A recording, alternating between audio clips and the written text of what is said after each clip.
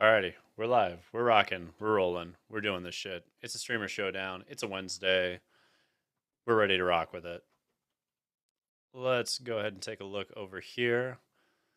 Jund is what I've got on the docket tonight, my friends, and it's going to be an interesting one. Alrighty. I think Monsieur Max will be ready in about a moment. Let's go ahead and get him on the line. Let's add him on in. Let's do this shit.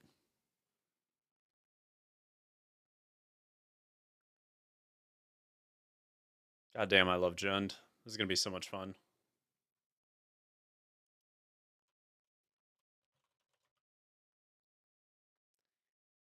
Let's see, a few notes about the deck. This is not the final iteration. This is a work in progress. I'm going to double check my notes here. I think we're actually doing pretty decently with this. Let me pop up the untapped companion as long as we're doing this anyway. Whee! And let's take a look at the record I have with this deck.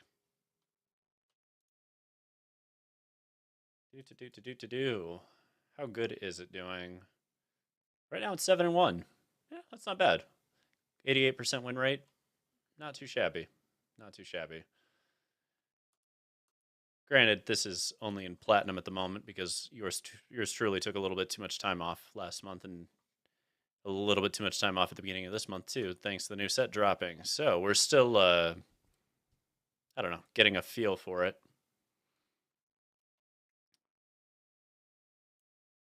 Alrighty, Max, you there? Very, very faintly. Is there a way to increase the volume on your end?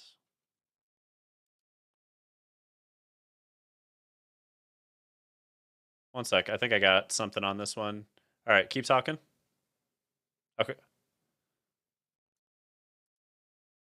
Sounds good. I think we can work with it. Noble Murloc, what is up? What's in the house? All right, I think I figured out all the audio, all the overlays. It was a long fucking day, but I'm pretty sure we got it all done, and I got the split audio done at long last so I can listen to all my DMCA music and not give a shit, which I'm super thrilled about. God, it was quite the day. But we got it done, so I can finally sit back, relax, and flop some cards. In the meantime, we also went 7-1 with Jund, and welcome to the latest iteration of it. Max, you got something you're rocking on your end?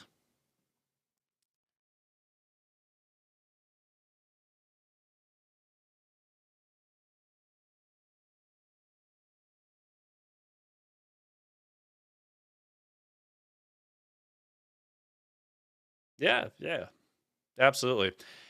To anybody who's listening, can you hear Max? Can you hear the audio? Is everything coming through cleanly? Is there any adjustments you need from either of us on either end? And again, it's the Streamer Showdown, so I'm gonna make sure we have a shout out over here to Max on my end. Woot woot. There we are. All right, I'm ready to rock and roll if you are, Max. Oh shit, yeah, go live. Go live. Sorry, buddy. All right. A little light on your end. All right, I'm going to up the output on yours as well. Hopefully that sorts it.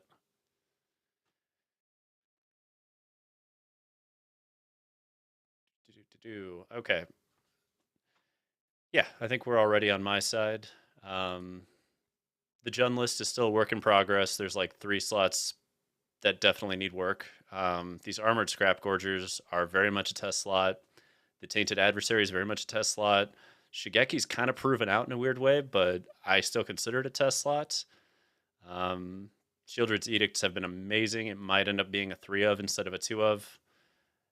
Braids there is the 4th piece of artifact removal in here.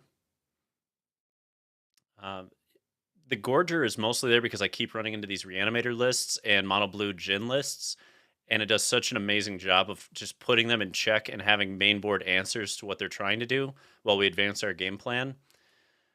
We also, of course, have a couple Canker Blooms when we go up against Mono White that we shuffle those in and exchange them. There's a reasoning behind pretty much every card in the sideboard. We've been testing this fairly extensively over the last 48 hours. The piece I needed to understand was that Tyvar Tyvar, however you want to say it, only has so many targets, and so you can't 4 of this in this particular build, but you get to play more Glissa, and Glissa is goddamn amazing. This card single-handedly, it's like Shieldred at 3.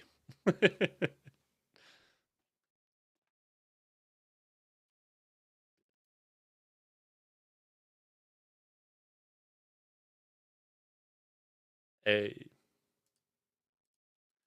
What's round 1? What do you want on round 1? Let's do it.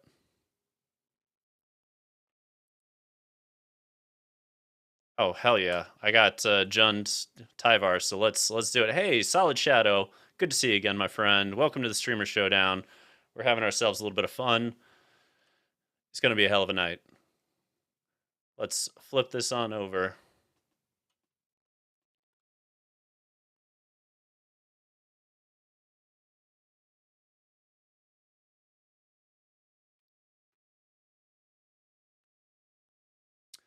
And if you haven't checked it out, you can always pop up a second screen and get Max on the other one, and you'll be able to see both sides of this game. You'll be able to see the progressions, how we're playing, what our distinct playstyles are, and how we are trying to combat each other. A little bit of testing knowledge going into the Pro Tour weekend, right?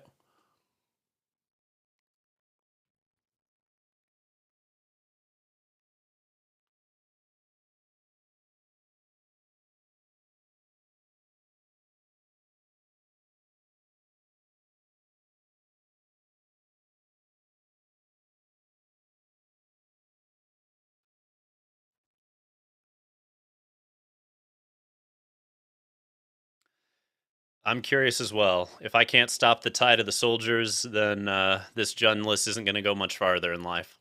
It's got to be able to deal with it. I've seen 2 or 3 different semi-pros talk about how blue-white soldiers is just gross right now, and they all have different builds that they're hiding. It's fine. We'll figure it out. We'll find the results. Oh yeah.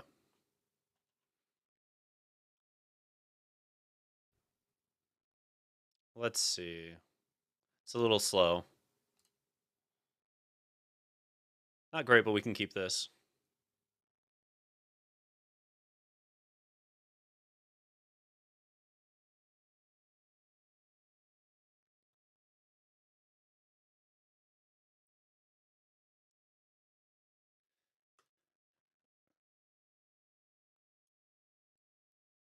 All right, the first hand, while excellent, didn't start till turn 3. That's way too slow against a deck like this. You just got to get out and run.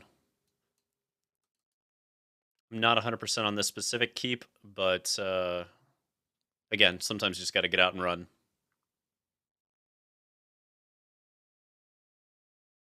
Yep. The old frontliners.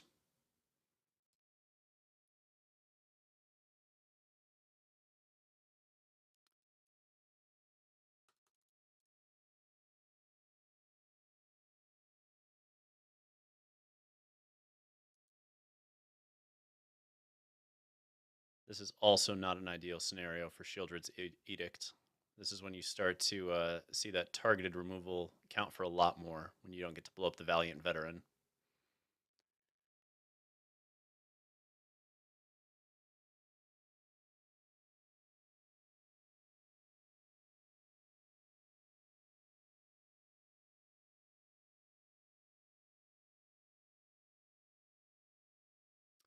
And that was a scenario where we missed our 3rd land drop, which is critical. We run 25 lands. That's very uncommon. But when it happens, oh boy. Not making game 1 look pretty. We'll put it that way.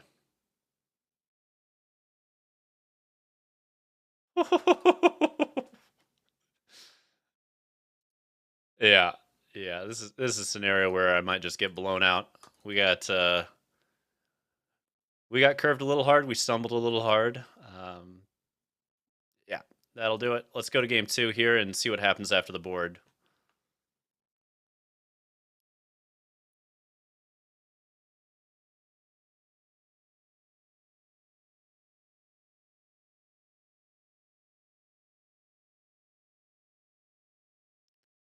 Let's see what works, what doesn't work here.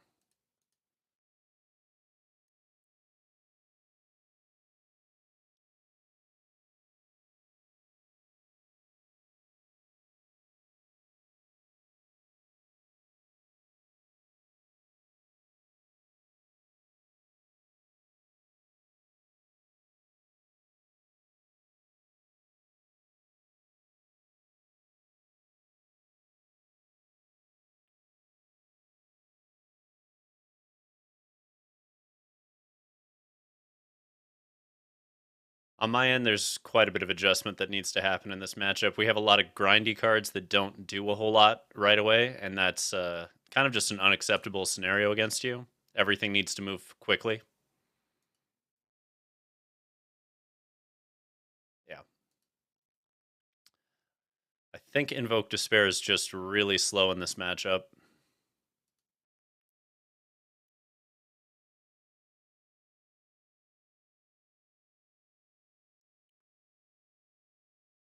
It's just a little slow, and you have tokens, which makes it really awkward a lot of the time.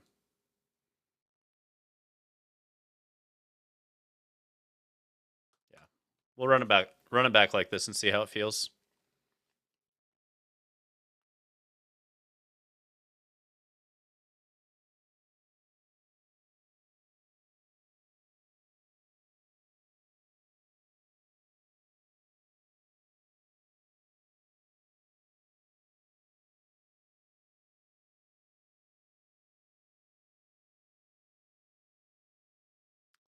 The old frontliner.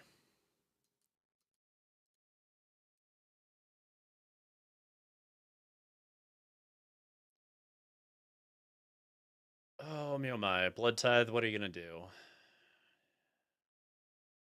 Sure.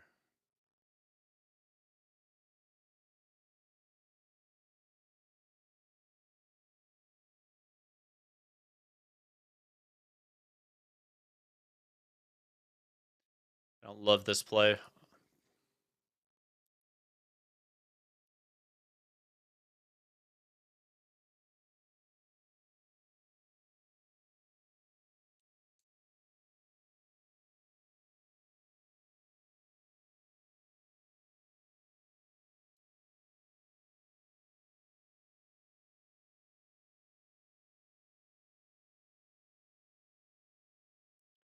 All right, we do this one now while you're tapped out.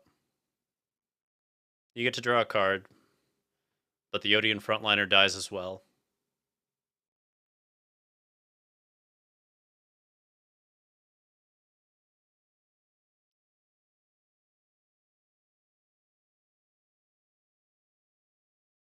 I'll take first blood on that one.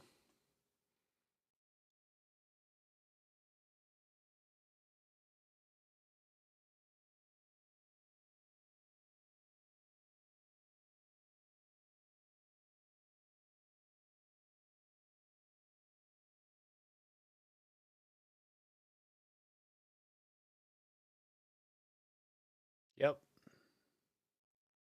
The go wide strategy.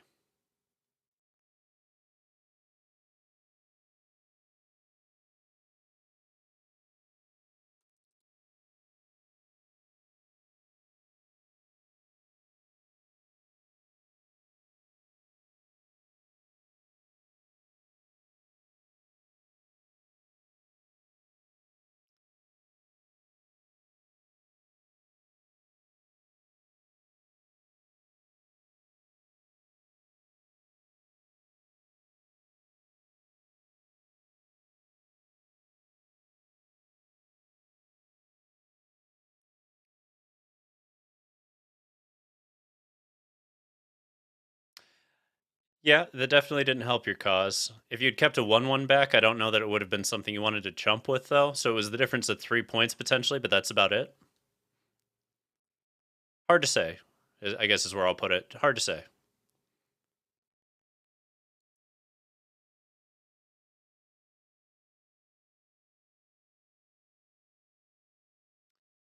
Hey, what up, King Duress? Welcome, welcome.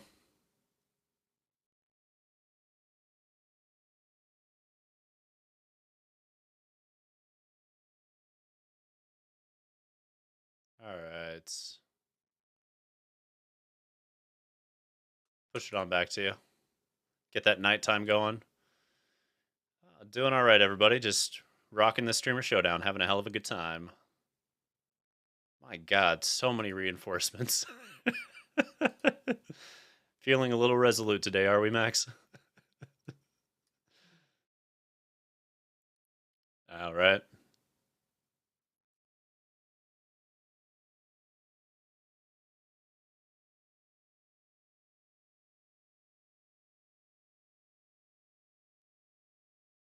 Got the counter?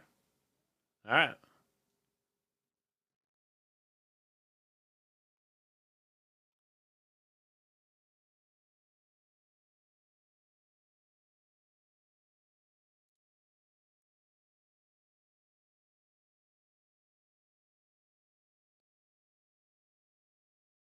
Let's see how you block this. Or if you even do. Or if you just leave it all alone.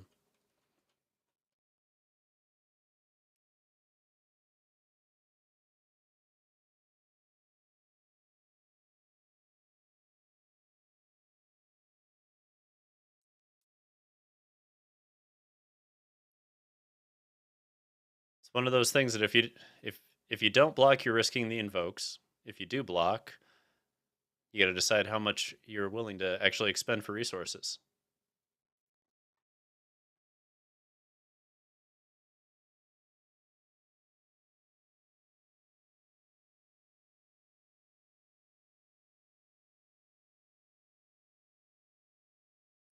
All right.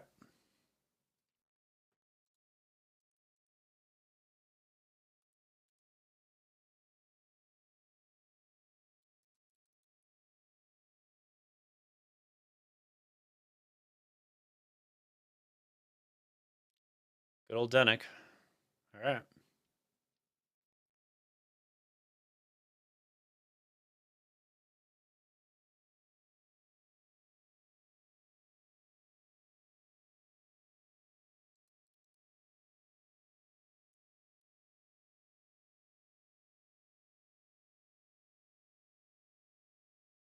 We'll get to it.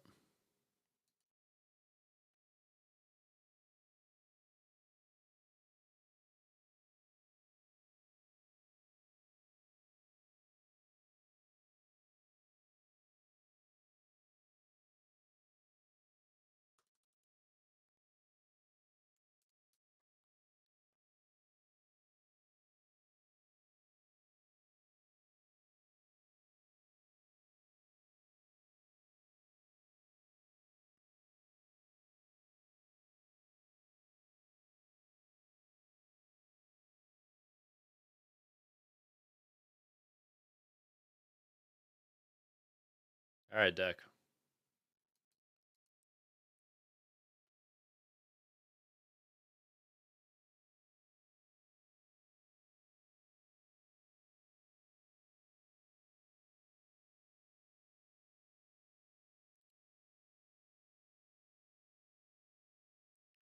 God damn. All right.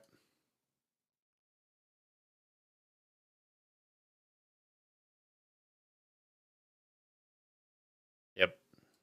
Definitely the right play.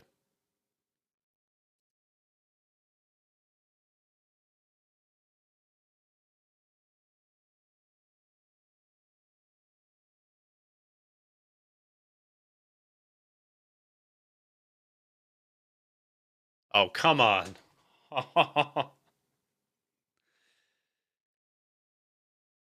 Yep, you got it. That was the piece that had to go through.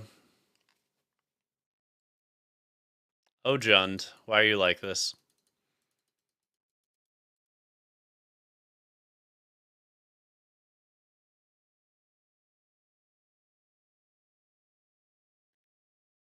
Soldiers, soldiers, soldiers.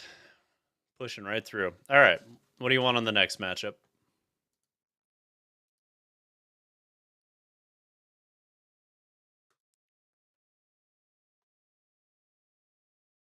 Yeah. Yeah, let's do that. You rocking soldiers still, yeah?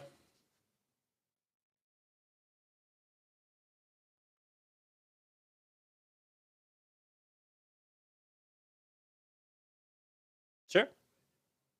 Sure. Yeah, yeah, yeah, absolutely.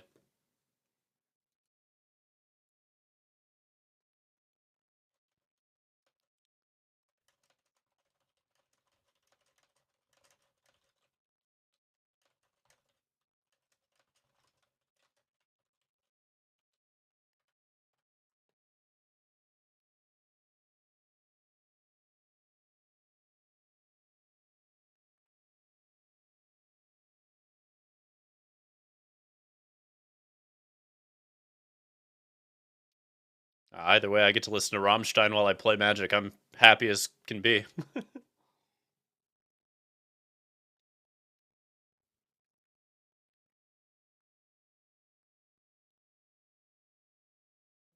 got my Viking haircut rocking, and yeah, Rammstein. Let's do it.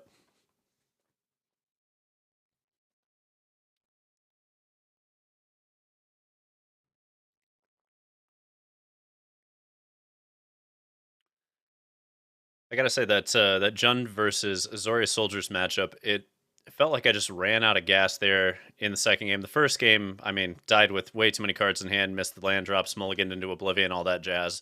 But game two was a pretty decent test of what that matchup's going to look like, and that did not inspire a lot of confidence. I'm not going to lie.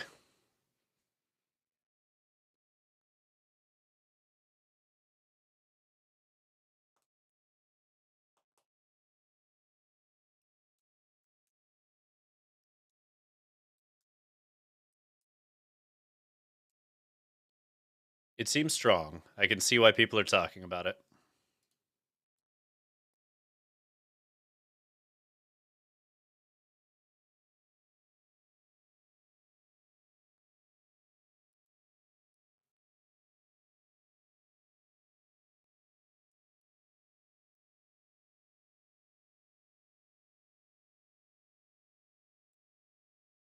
Are we playing a damn mirror? I think we're playing the mirror. All right. All right. I've wanted to know how this works for a long time. Let's do it.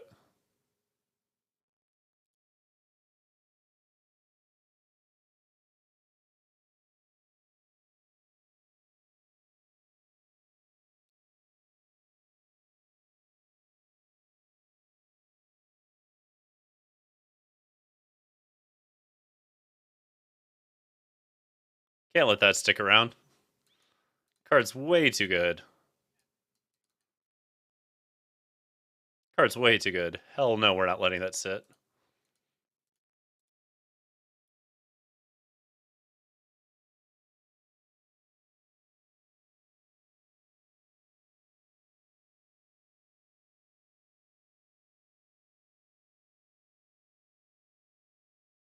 Okay.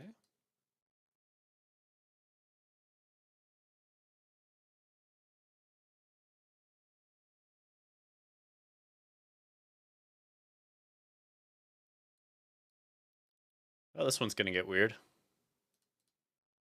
Alrighty.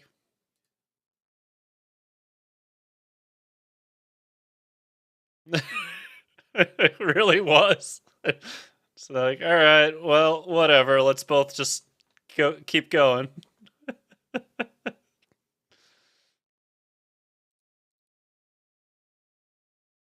Alrighty. A little restoration time.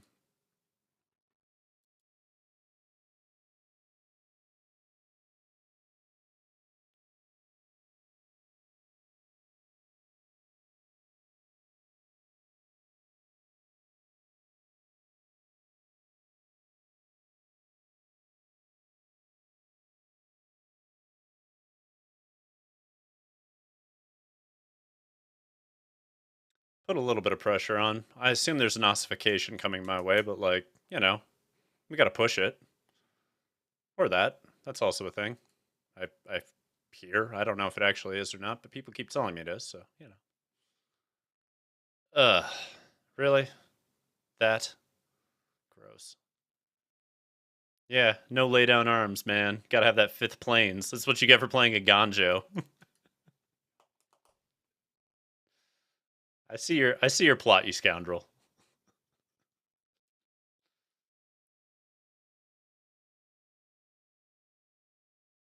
I'm over here rocking nothing but basics all day. Like a gangsta.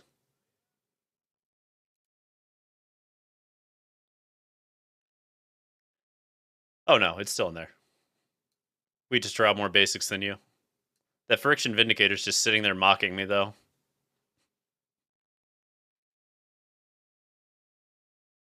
There's the lay down arms moment. Yup. Out it goes, and out goes the Wandering Emperor.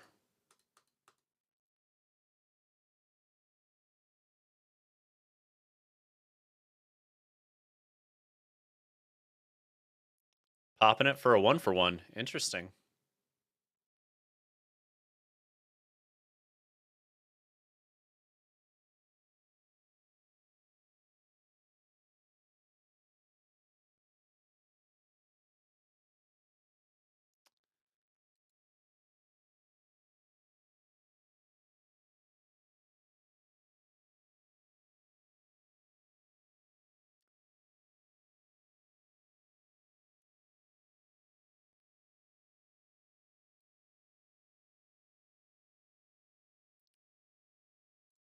Probably, yeah. You're just trying to buy a little time. You're ahead on board. Probably have quite a bit of gas sitting in hand as well, and there's no reason not to, yeah, just draw another card, discard the planes, keep rolling. Makes a lot of sense. Makes a lot of sense. Yeah. And Ossification comes out and does the hard work right there.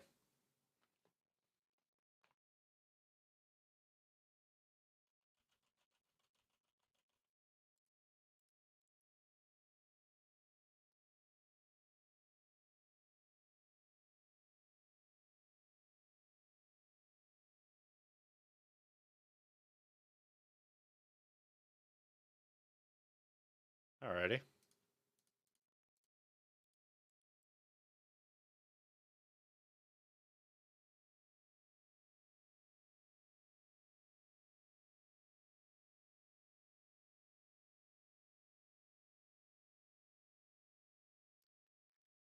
Alrighty. Come on, deck.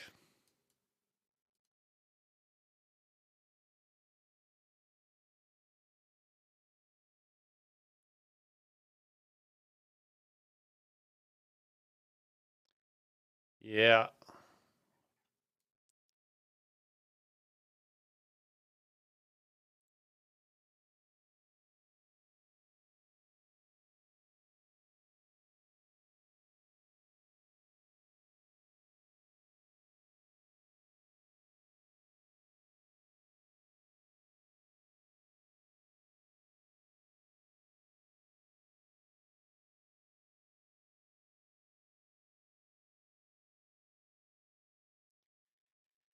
Alright.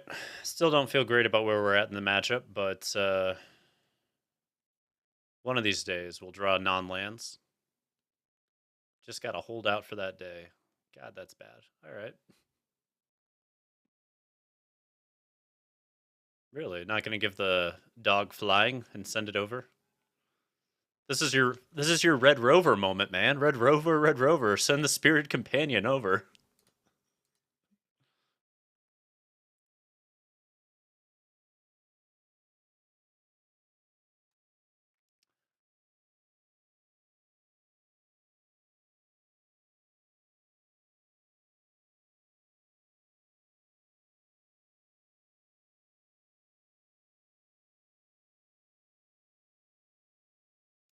Tis effective.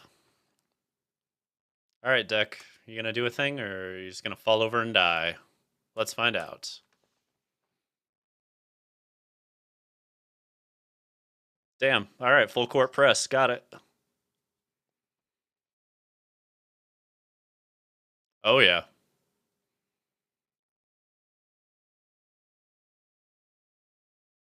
Lifelink instead of Vigilance. Now that's interesting as a choice.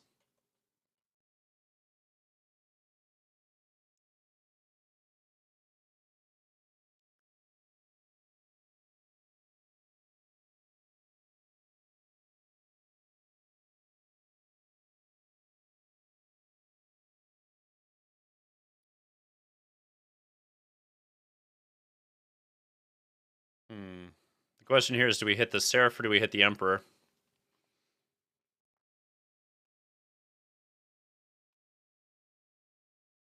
If we don't hit the Emperor, do we have a way through? 1, 2, 3, 4, 5, 6. Yep, we're gonna go risky. It's definitely more risky. That's the idea. It's still really risky depending on what you have, which, yep, that was the fear. God damn it, that was the fear. It's like, please don't have another. Or if, the deck wants to toss me another ossification or lay down arms off the top, that'd be sweet. Could definitely go for that.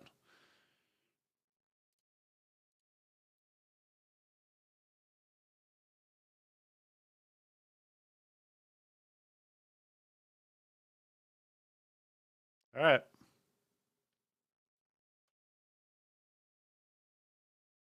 Ask and ye shall receive.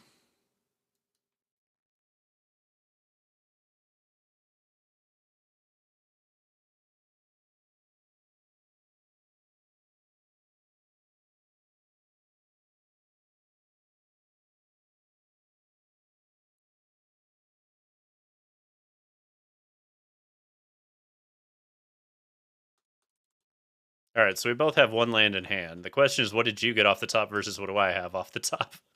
We are now in the top deck war portion of this matchup, and it is absolutely critical.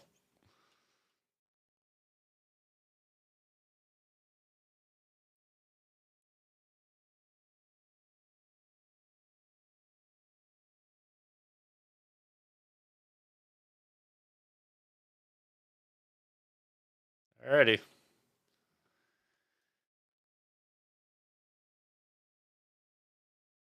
This is a little greedy. I'm doing it anyway.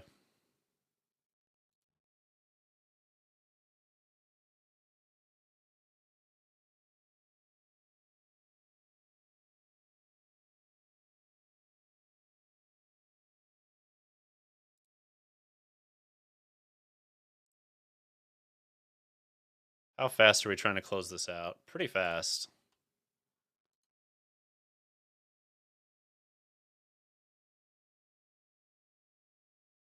If you have a Wandering Emperor, that was really dumb. But if you don't have a Wandering Emperor, that was brilliant, and I'm very happy with myself.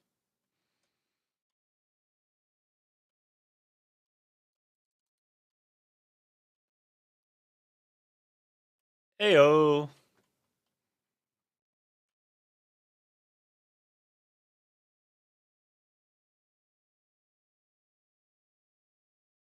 Fuck it.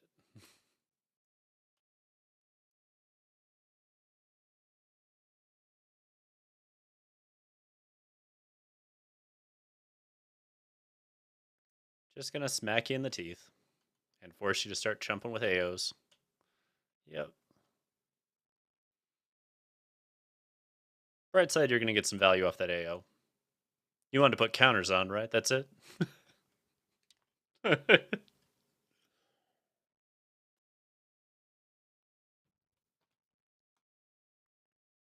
Interesting. I forgot I got multiples sometimes. It's been a minute. All right. Skrell's just sitting there. No. No, no, no.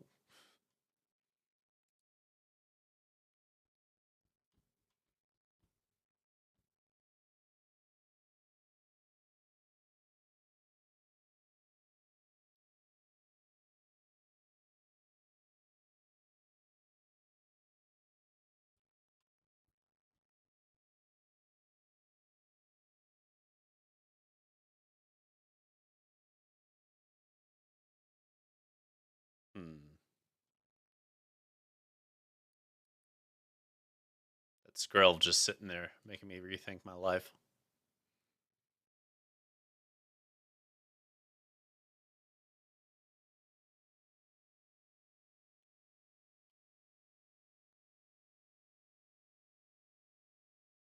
Interesting.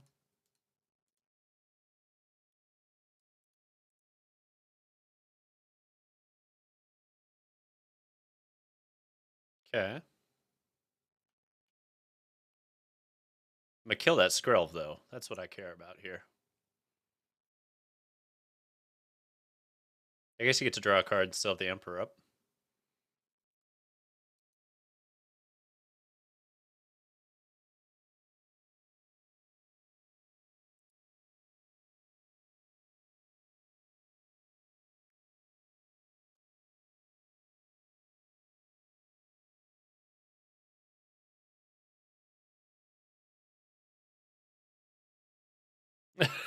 A little bit. A little bit.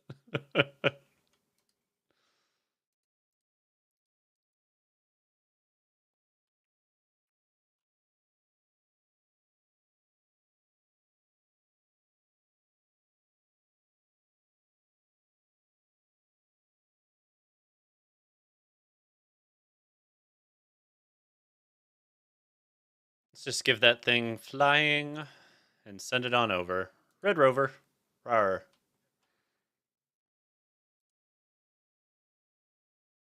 There's an argument there to actually swing with one of the 1/1s just to get the extra card instead of the creature, but I'm not 100% on whether that's actually a worthwhile venture.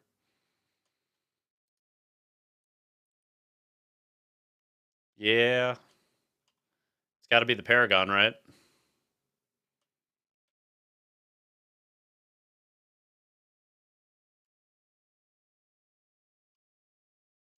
Although I get to jump here. Yeah, I think I just jump here and win.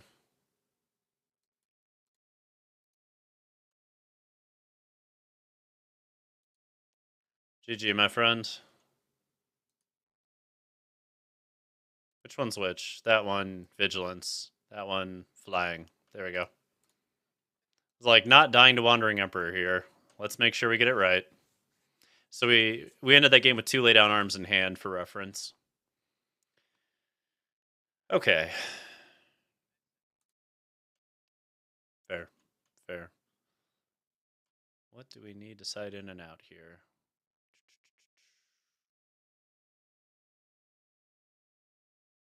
Tempted to just side a damn planes out given how many of those fuckers we drew. Yeah, we're on the draw. Fuck it. We can do that. We can be that. Yep. Pretty simple board plan, I think, here.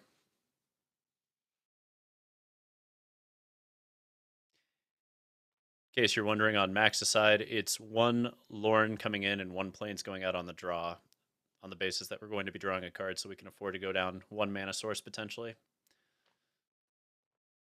Hey, what up, Frotovess? How you doing? Good to see you again.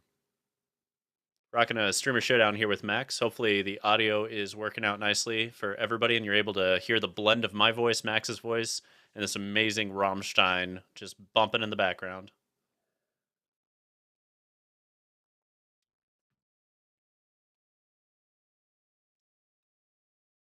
You can decide which band you like more in this Streamer Showdown.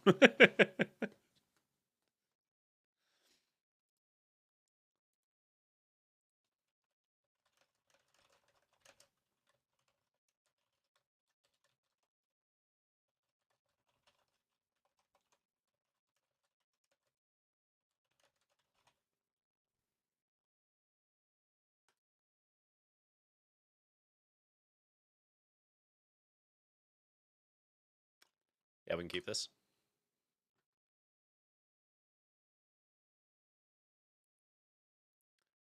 I think the problem, Max, is that the planes you have just aren't pretty enough, and your deck doesn't love you because of that.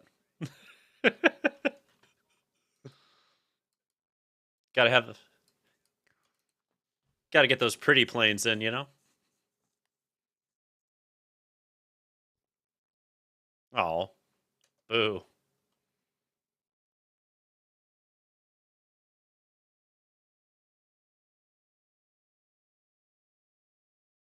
Red Rover, send Spirited Companion on over. Alright, we can both play wedding announcement games.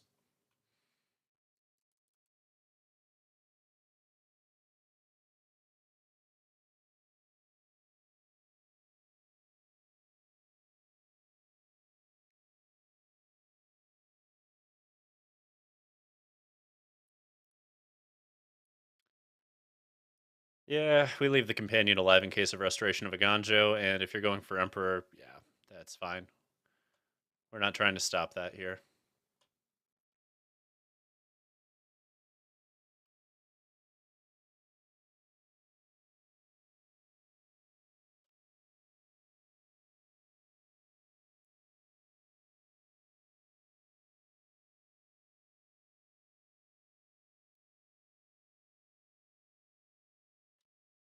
Gonna be an interesting game, too.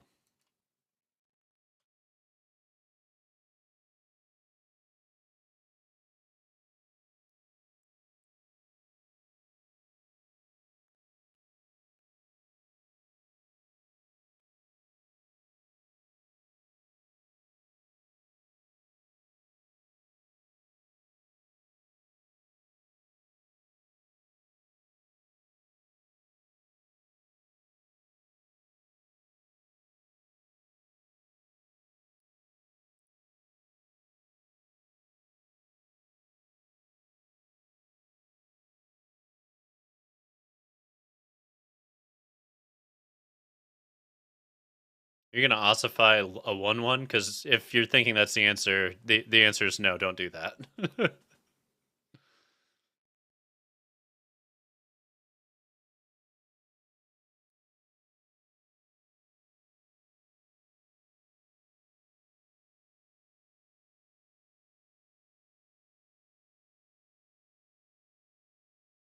Alright.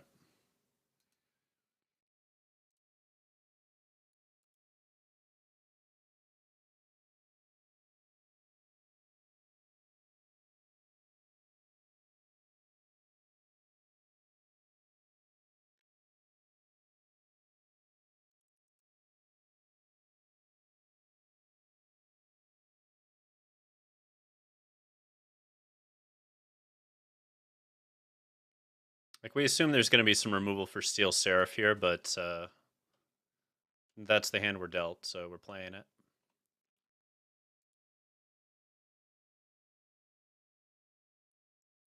Makes me wonder if I want to Farewell in the sideboard just to mess with you. Yeah.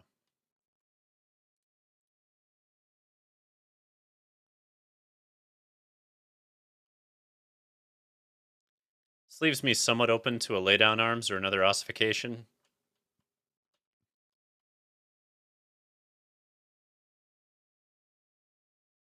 Now, do you go for the Vigilance to keep it Wandering Emperor proof on your side?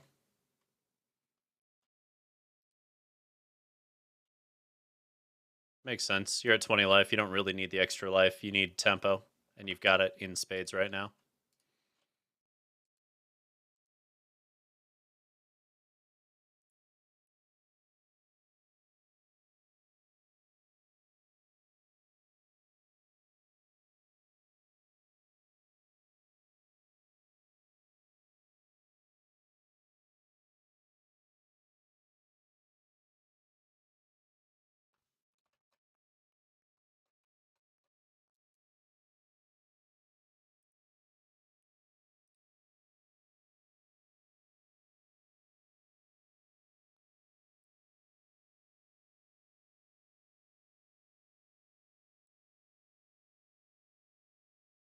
Oh, yes.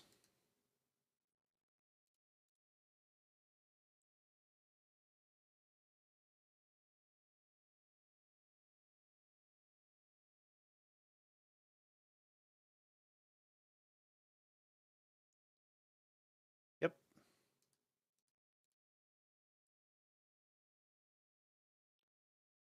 And Ganjo couldn't hit it if it wanted to, so that hopefully helps us stem the tide a little bit.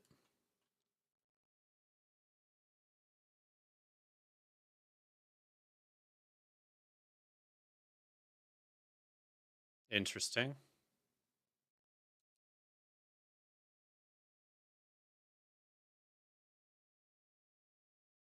A Ganjo Castle? Is that the point of this play?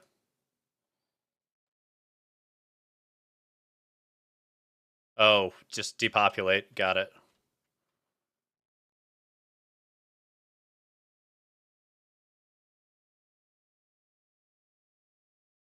Oh, shit. All right, there's a Mirror Breaker and a half.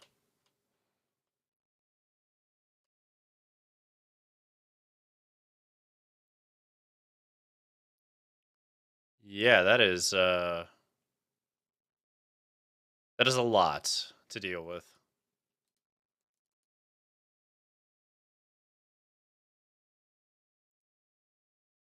Nice.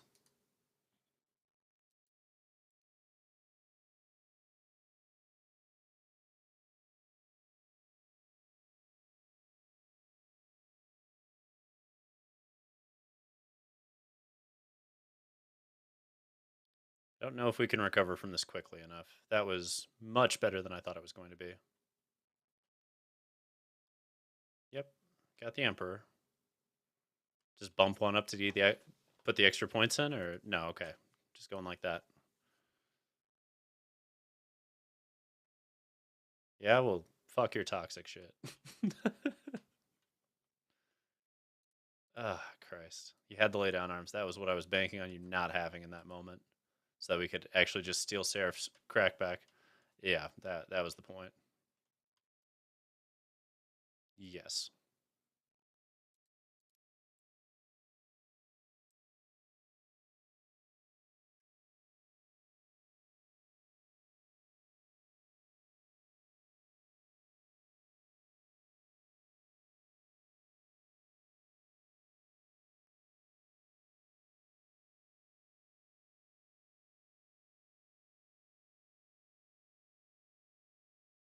One, two, three, four, five, six, seven, eight.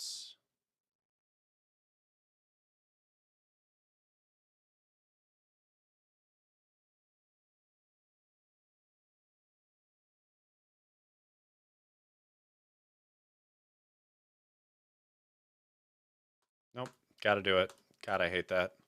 It's too tight.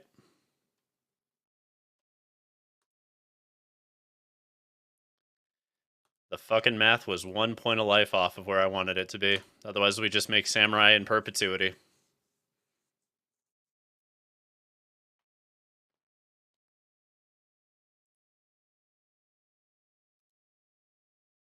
Okay.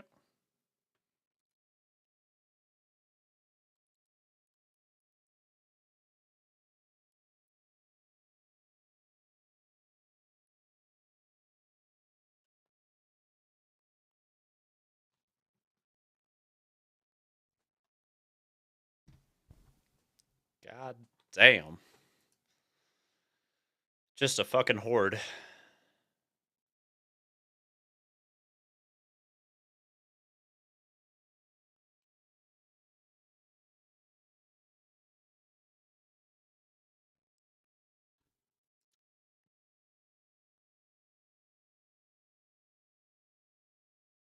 Want to jump a Samurai at me?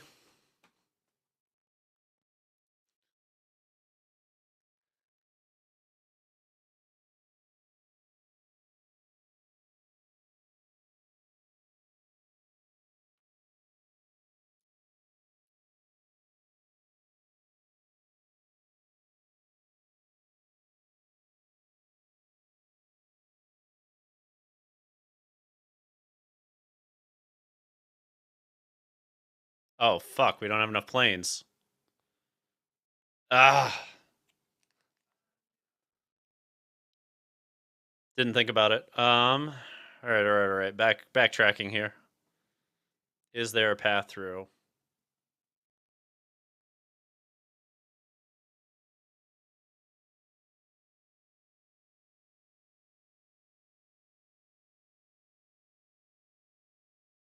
This is one of those very critical turns. Got to do math and stuff.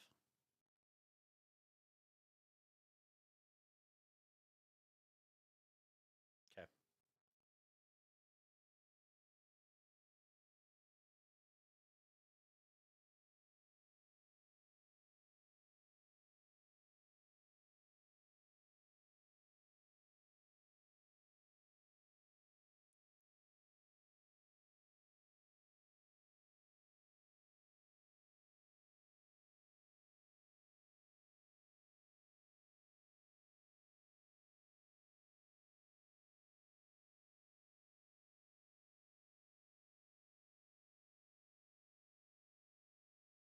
Okay.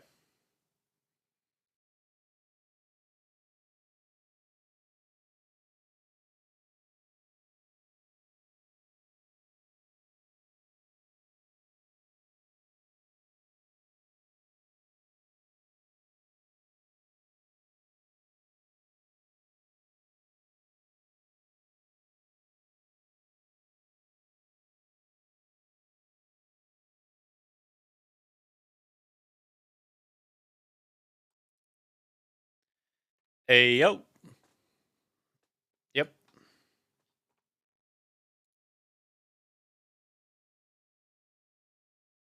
It's a hell of a card.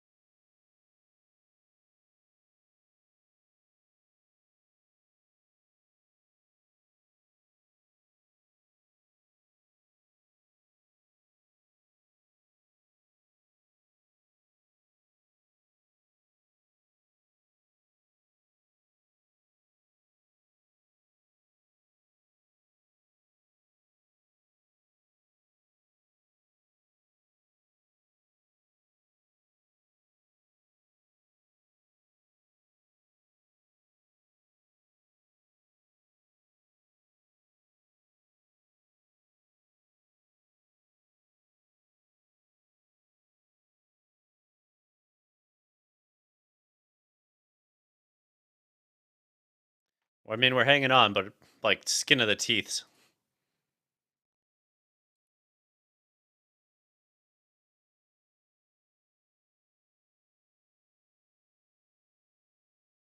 Extremely tight margins here.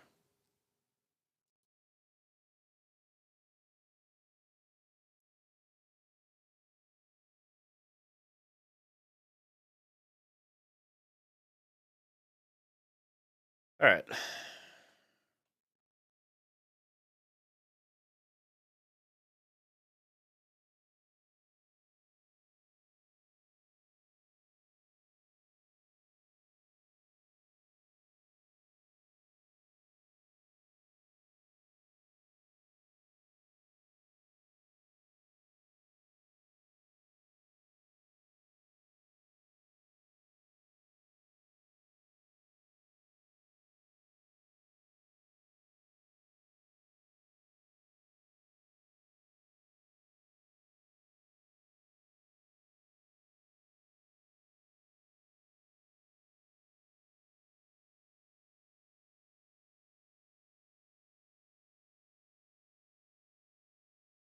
See if we can navigate this.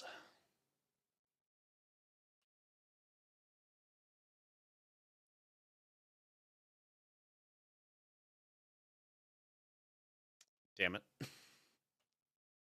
Yep.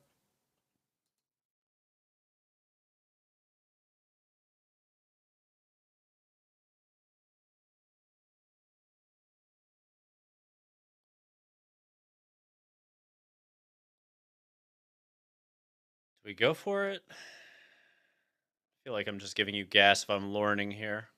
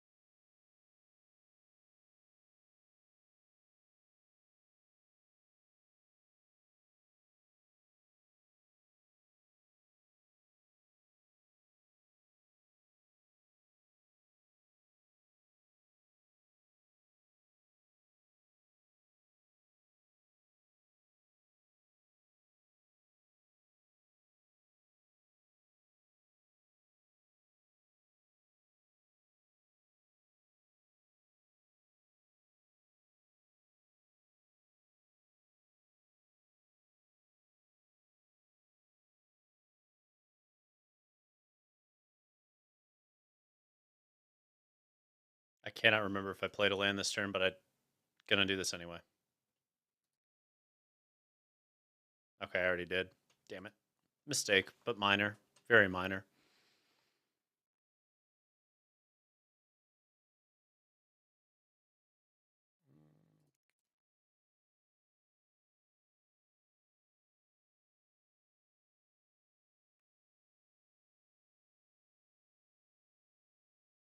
Why the 2/2? I say I'll just block it. Oh, you just want to draw cards. Got it. What happens when I stop giving you cards with Lorne?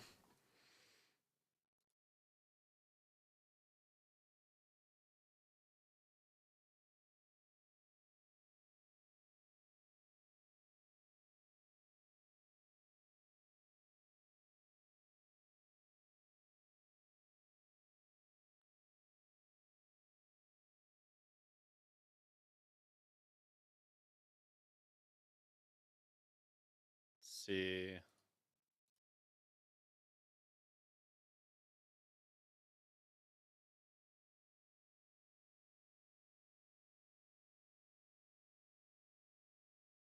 Well, let's force you to start blocking things.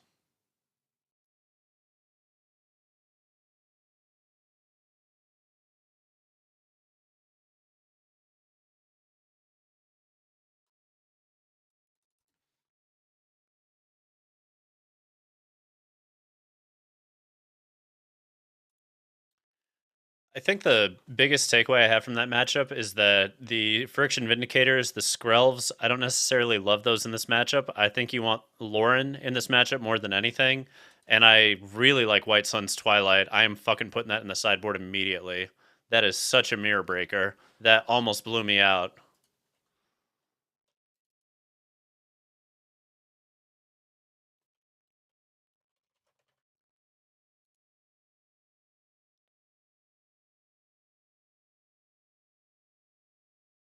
Yeah, this White Sun's Twilight is fascinating. I definitely want to play some more with that. And there's definitely a few slots sitting in the sideboard that are just, I don't know, just have them.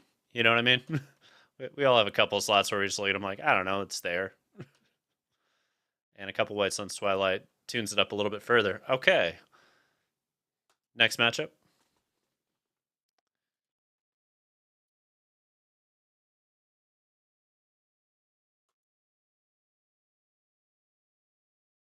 Yeah, that card is gas.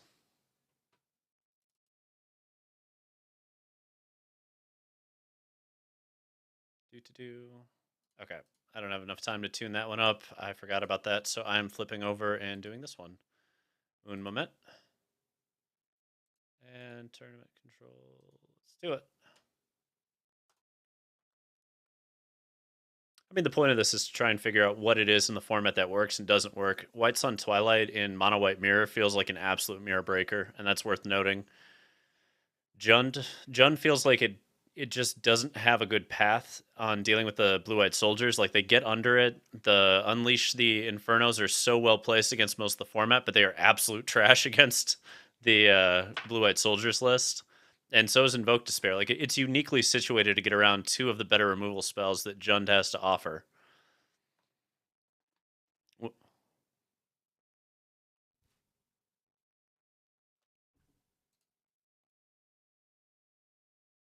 Yep.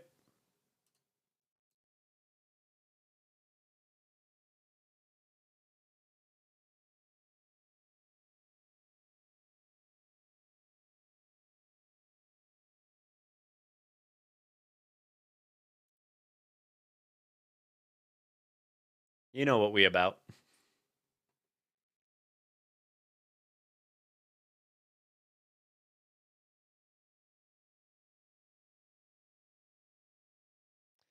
The mana base was a huge upgrade, actually. I have never had smoother land with this.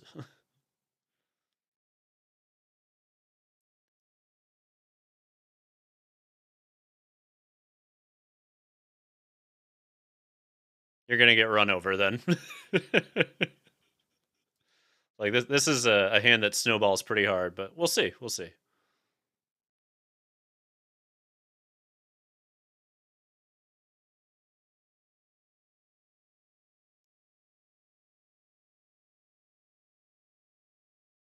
Okay, so it's this. Got it.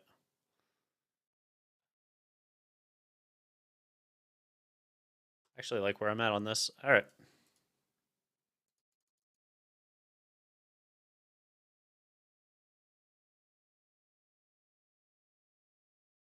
Okay, so you try to run people. You're so you're trying to just use your Brusk's Forge and run right through people with Churning Reservoir. Interesting.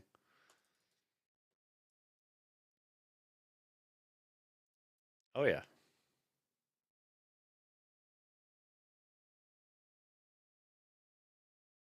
Sure.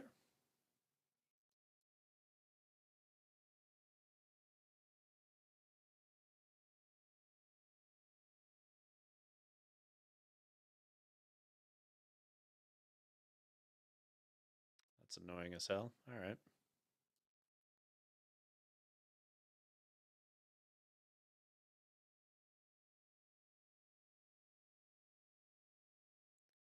Maze Crusher indeed.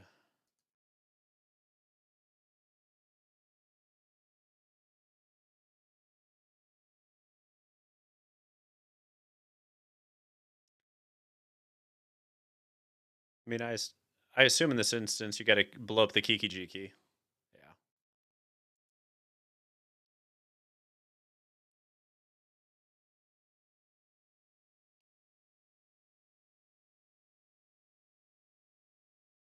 How is that Maze Crusher single-handedly ruining my day?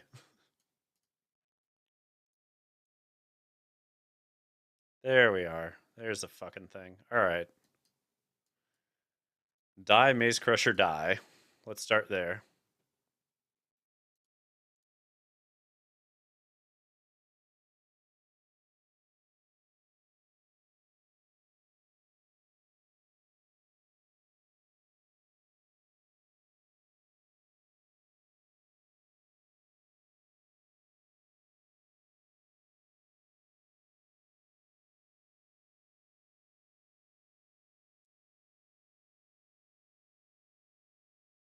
All right, you can put oil counters on your greeters. It's an oiled up elf druid. Take from that what you will. Take from that what you will, but the elf druid's all oiled up and ready to go. Let's see some action.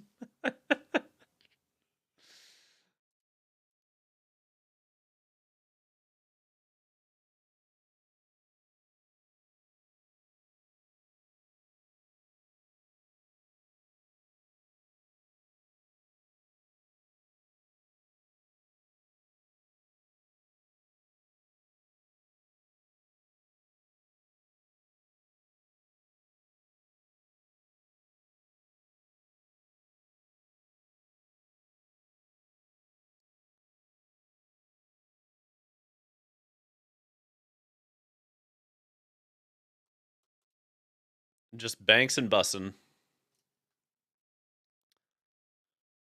Got an oiled up spirit and an oiled up druid. Oh boy.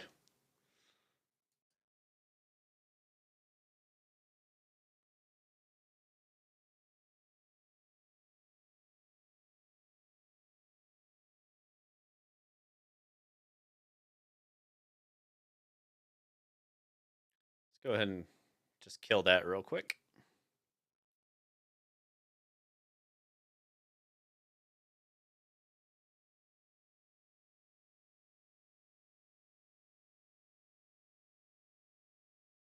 Alrighty.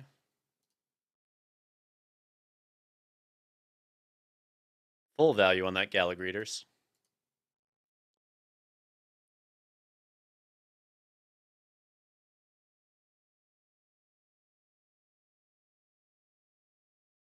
This is true. This is true.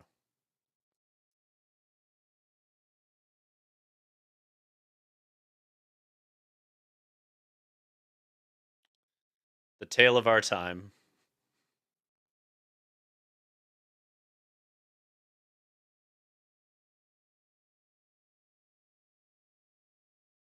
Yeah.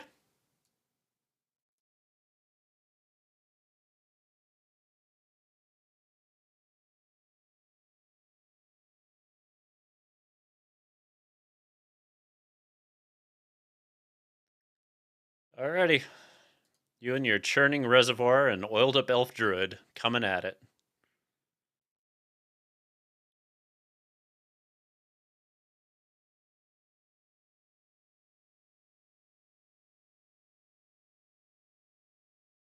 Probably, yeah.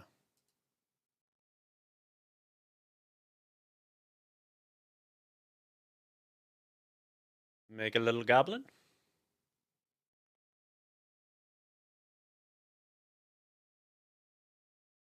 Ah, we did it. All oiled up and nowhere to go.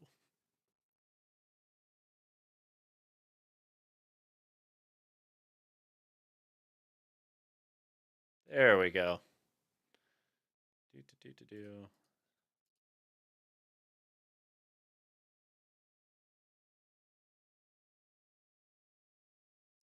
All right, let's finish this.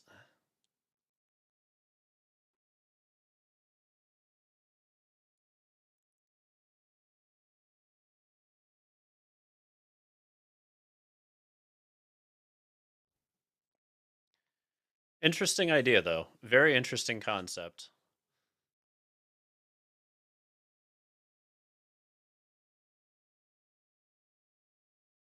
I really wish that Patchwork Automaton, it wasn't on cast, it was on Enters the Battlefield, because Urbrosk's Forge with that would have been fucking nuts. Unfortunately, it doesn't quite pan out that way. Alrighty. What do I have to do against this deck? Blow up everything over and over again? Yep.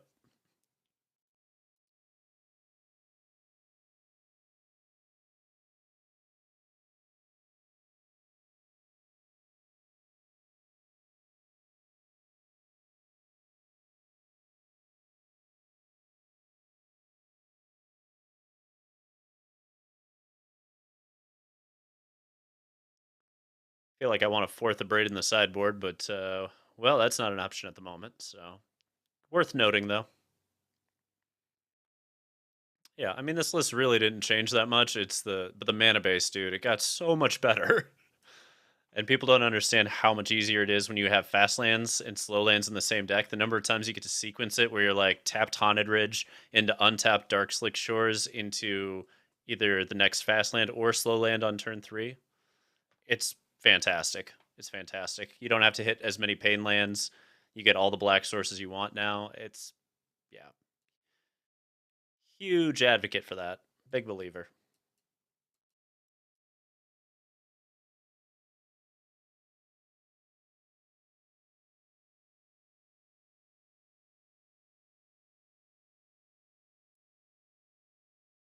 That's interesting with the Urbrask's Forge as well.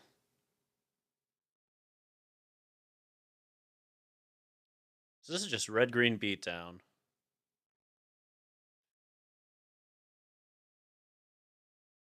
Nice.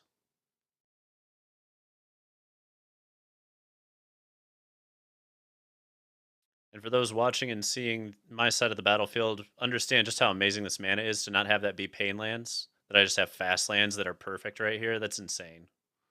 Very, very happy about that.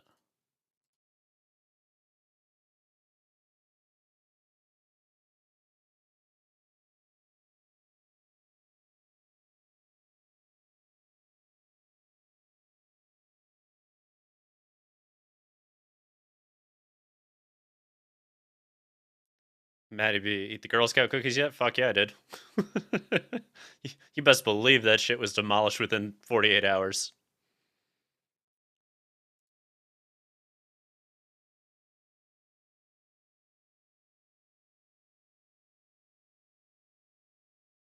All right, deck.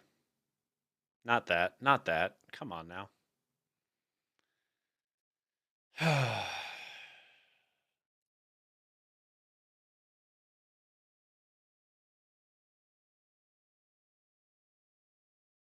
Not what we wanted, but we can work with it for a moment.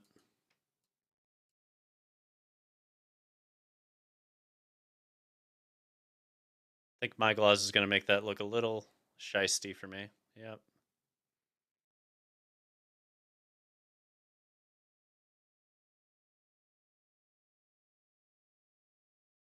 Yeah, all right.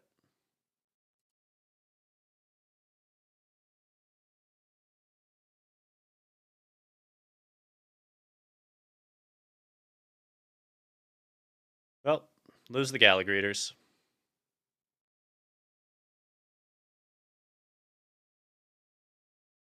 Unfortunately, that's as far as it goes. And now we are in a spot where your top deck Thundering Raijus are really, really fucking scary.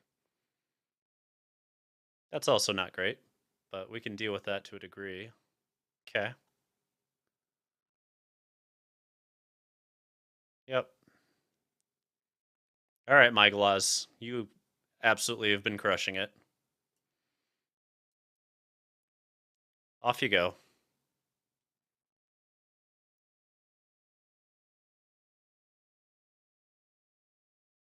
Maybe.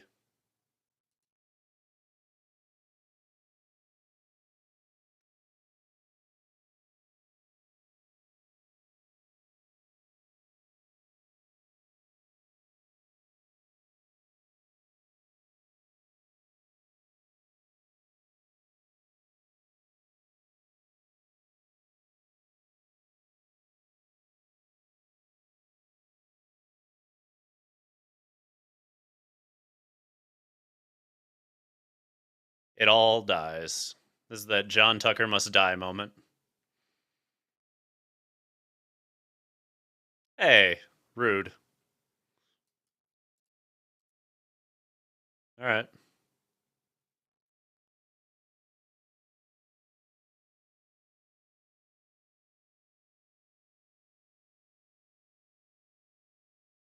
Nobody reloads harder than this deck. 1, 2, 3, 4, 5, 6, 7. Yep.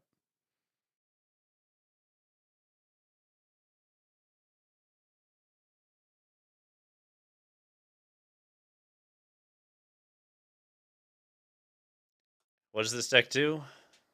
Boom.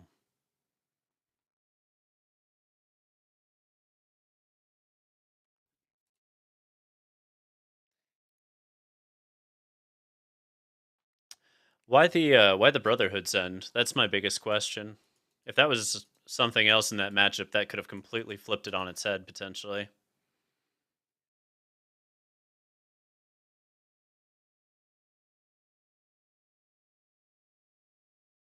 Gotcha. Gotcha. No worries. Let's see what we got here. There's a very specific thing I gotta pull up real quick. Where are you?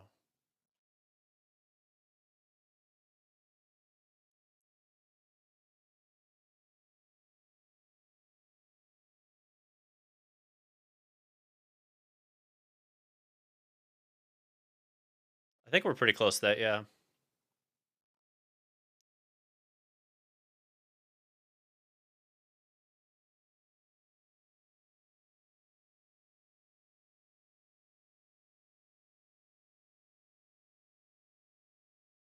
Okay. I got a weird one to try this time. I have no idea if this is good enough or not, but damn it, I want to find out.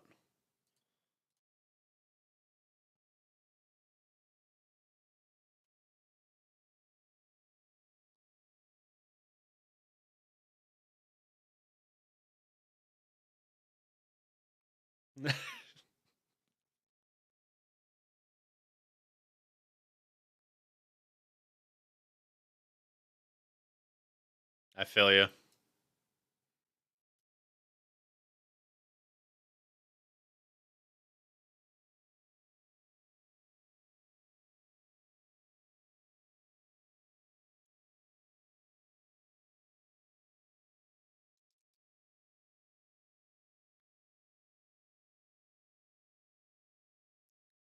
get this sequencing down.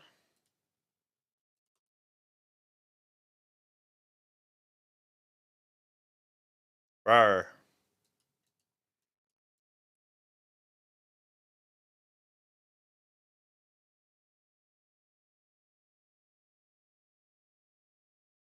Okay, so 5 color.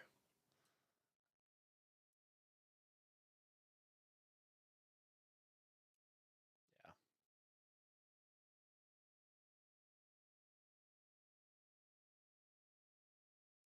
We're going to keep it spicy. Got to get that Atrax up and running right now. Should have it next turn. Question is, can we win in the meantime?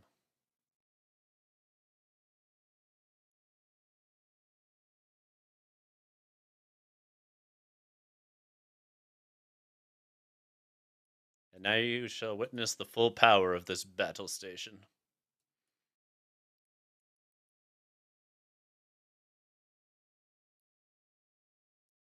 Turn 4, baby.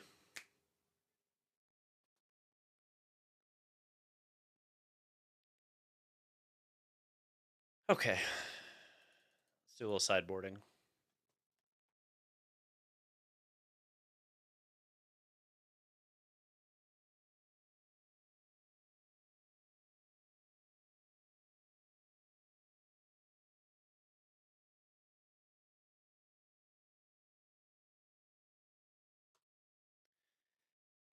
The mono red decks running around right now are like sneakily scary, but nobody's figured out the right build yet. And I'm still trying to find which build works the best, but goddamn, there are openers like that where you get the double Swift Spear Kamano into Reckless that just feel absurd.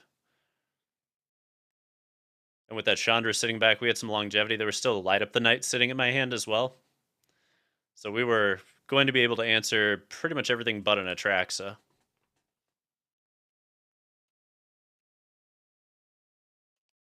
But let's see if it actually pans out in best of 3, you know?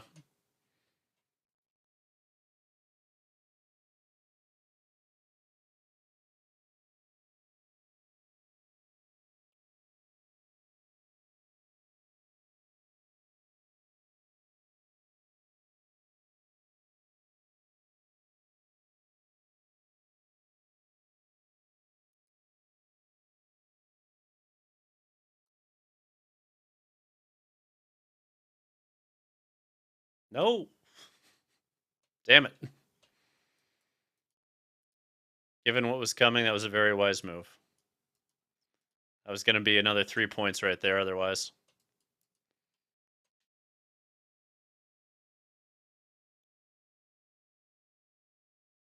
All right, Mirror Breaker. Let's go.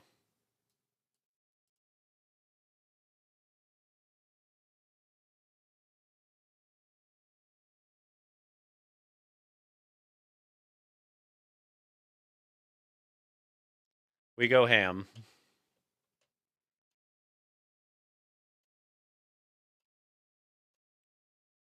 Do you have the reanimation on turn 4? If you get the turn 4 Atraxa, I can't do much about it. And if you get the turn 4 Titan, same kind of fucking thing. we just have to assume you're not going to hit turn 4 Titans with regularity, because there isn't much to be done about it if you do. Yeah, that's pretty good. Oofta.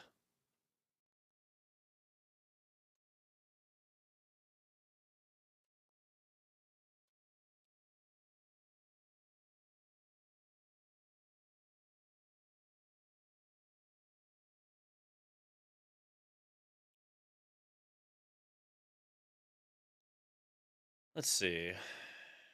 We do this 4, 5, 8, 6.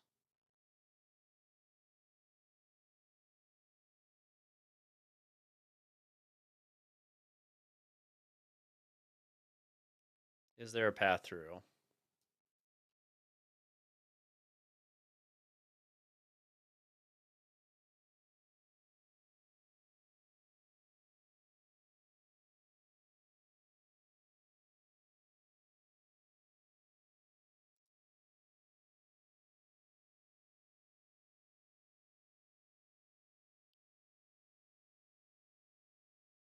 Pretty sure we're going to lose this one, but we're playing it out to the bitter end. That's good. Yeah.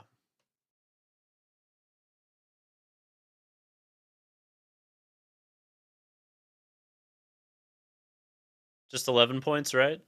NBD. NBD.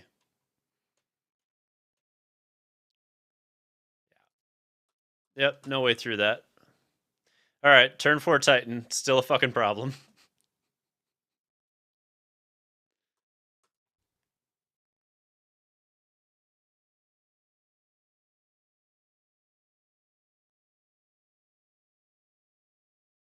All right, we're on the play. Let's play that exact same game and sequence out, and I feel just fine about it. Yeah, we can do this.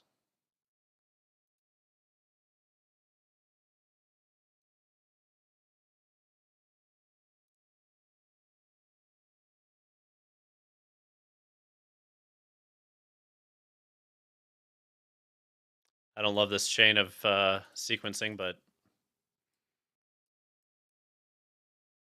yeah, that Dragon Hydra coming right at you.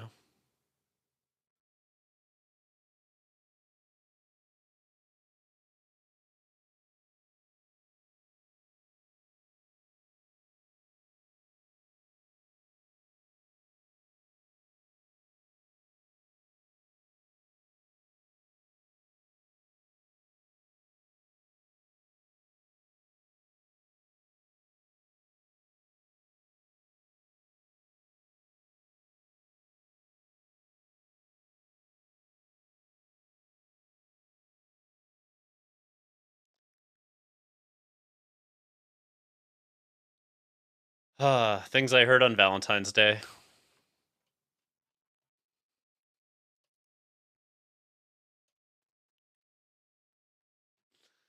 Happy to always help. Yep, Paragon's out.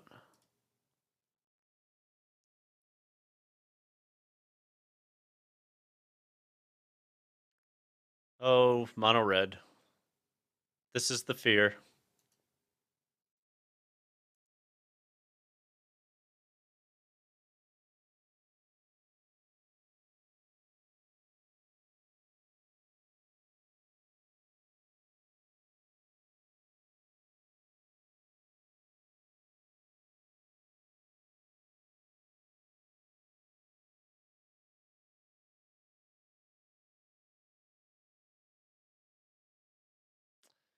Yeah, we sequenced this incorrectly. We should have done the Cemetery Gatekeeper on 2 and just not worried about it. And left the Shivan Devastator for later. That would have been a smarter play, probably.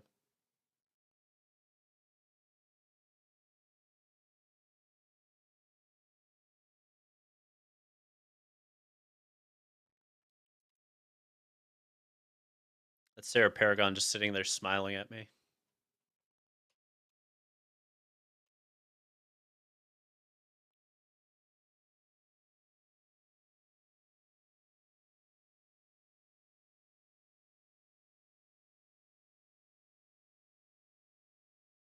All we do is turn sideways. All day, day. Alright, we did 10 damage, but it wasn't toxic. Lesson out there for everybody. Be more toxic.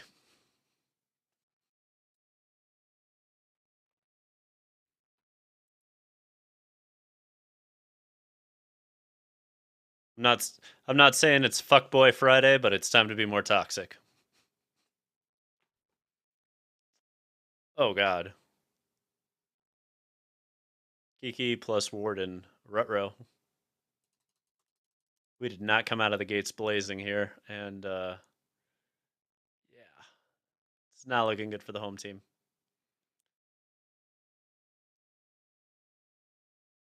Oh god. Insult to injury there, Max. Insult to injury, sir.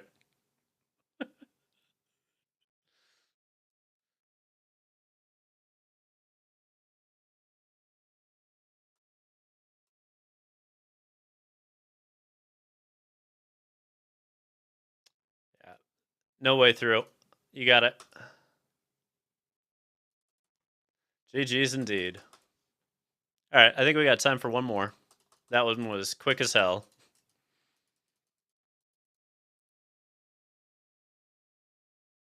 True.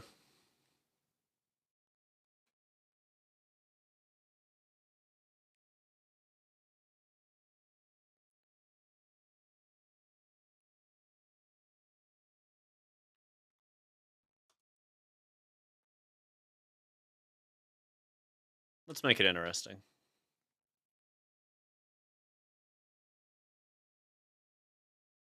Who's up next on the Streamer Showdown following us?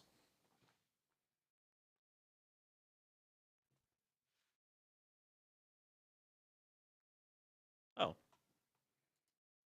Hell yeah. All about that life.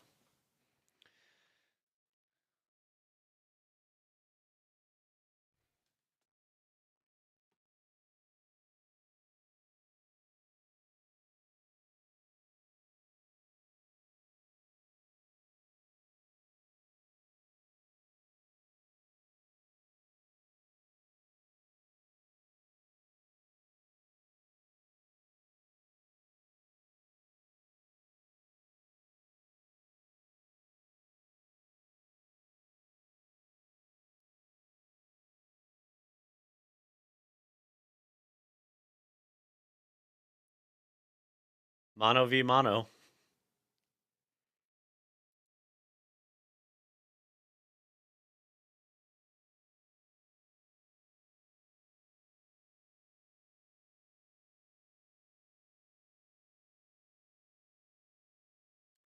Unfortunately, yours is a deck that actually knows how to get under. And there are very few that do.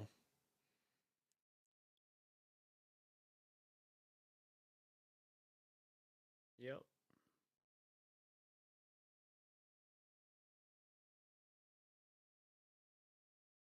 Do you go all in or do you worry about fading hope?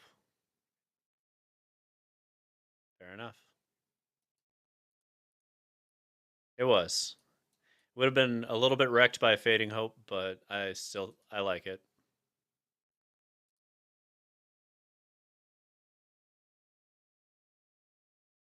Wow, going really far on that one. All right, I'm in for it. I'm in for it.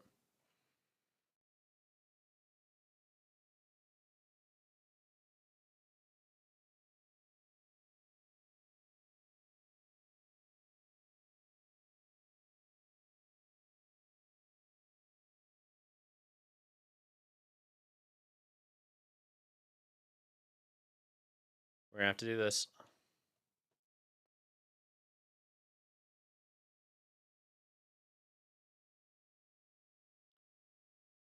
Yep, we're going to go a little nuts on this one. We're going to win this game. It's going to be a really weird one.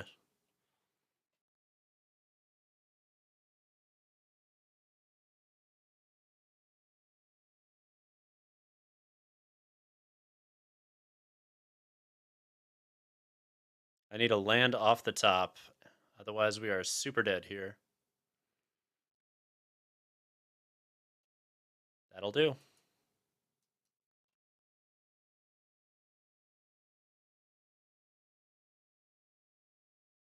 Let's go.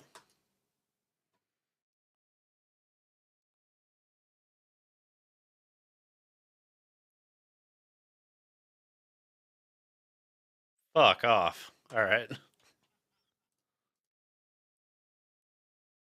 On every level, yes. All right.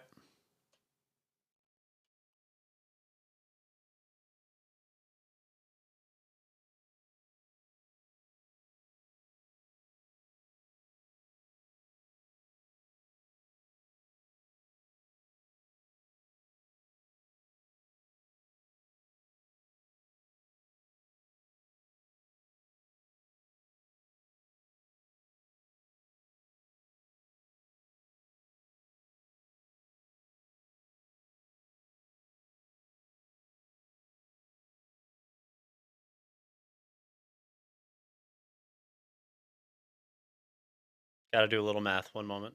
4, 8. Yeah.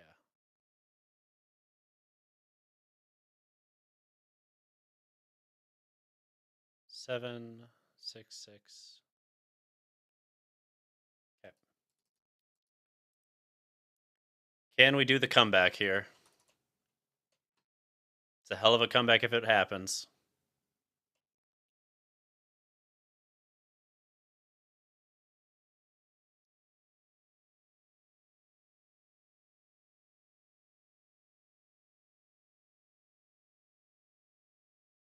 Oh, yeah.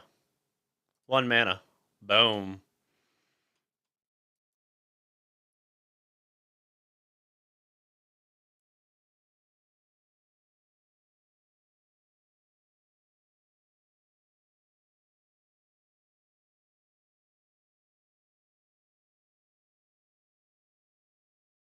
I had 2 negates back just in case. Like, you could add removal. I wasn't going to let that go through. The scenario that would have beaten me is a dashed Tenacious Underdog would have won. And that was the nightmare, was that you were going to have a dashed Tenacious Underdog, and I was just going to sit there going, oh, fuck. Okay. How do we sideboard for this stupid matchup? It's not easy.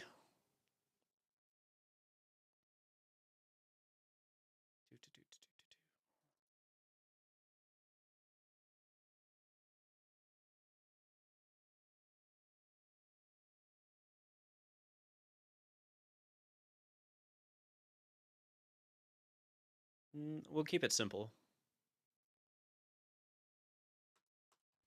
Did not think I was going to be able to come back on that one, dude.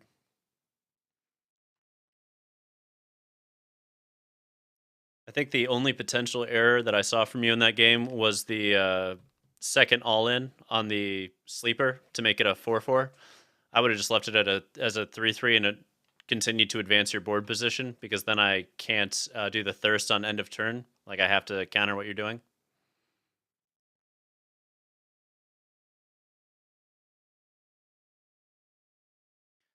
It's just a hard scenario. That is not an easy scenario to see. Playing against mono blue, it's just about finding the windows, which again, they're tight, they're not easy to find, and if you miss them, you just lose. It's a rough matchup.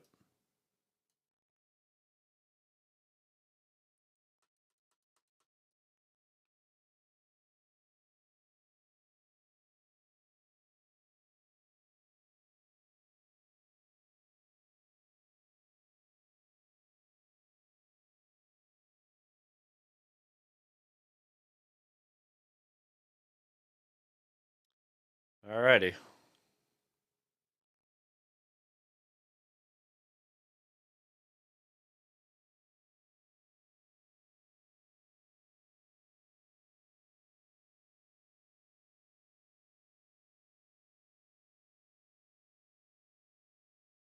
Fuck no. Fuck no. Emphasize on that. Fuck no. Let's see.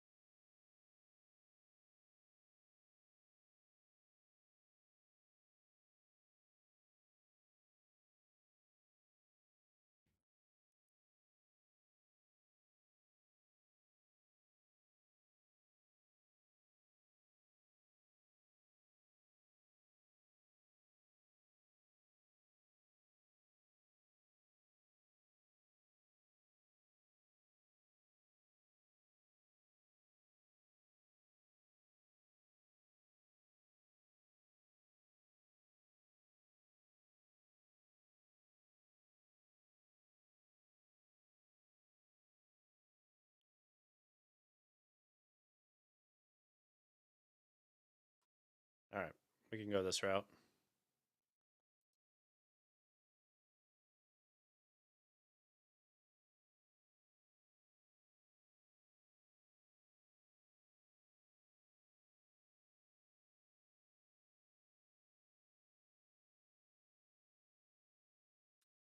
Big dumb serpent just sits there and does what it needs to. Stares right at you.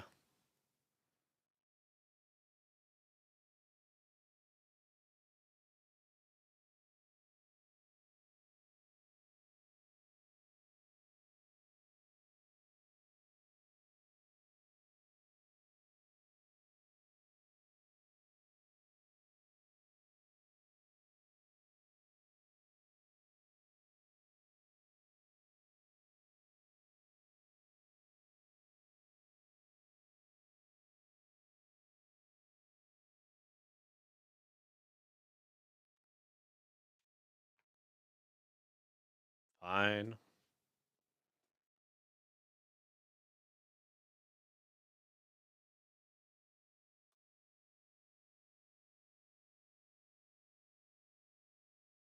Away it goes, precious.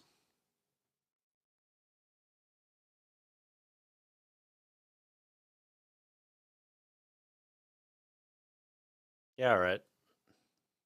I see your plot, you scoundrel.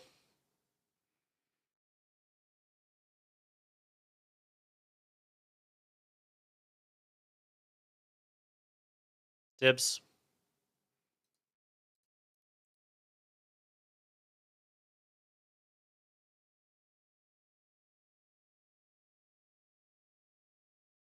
Yeah.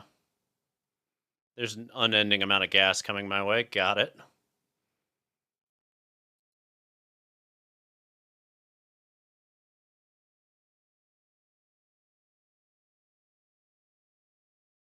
It's pretty effective, yeah.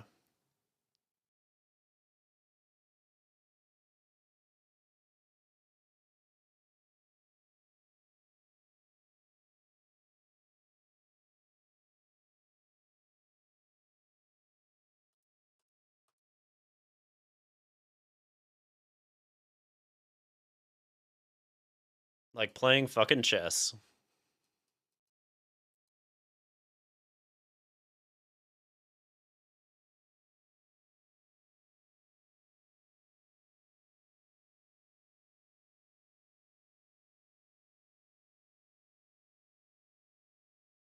No to losing right now. You son of a bitch. Yeah.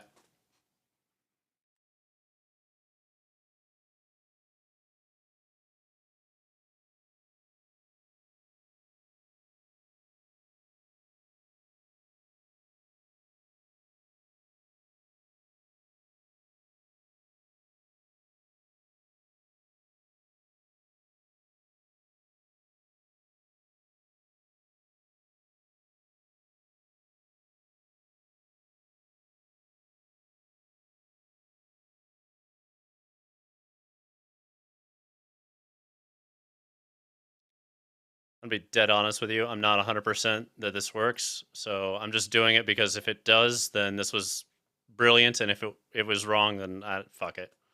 Okay, it was wrong. was like, when they phase in, do they untap? Turns out, yes. That was the question mark. I couldn't remember if it did it that way or not. I was like, god damn it. If it gets around the untap, then we're fine. And if it doesn't, then we're so fucking fucked. Which, yeah, yeah.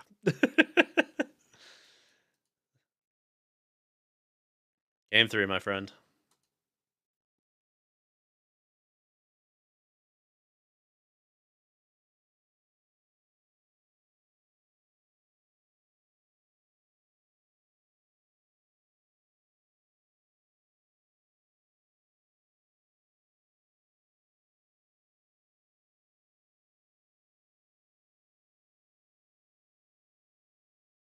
One more time. All right. Did a little bit more extensive sideboarding for game 3, now that I have a clearer picture of where we're going with it.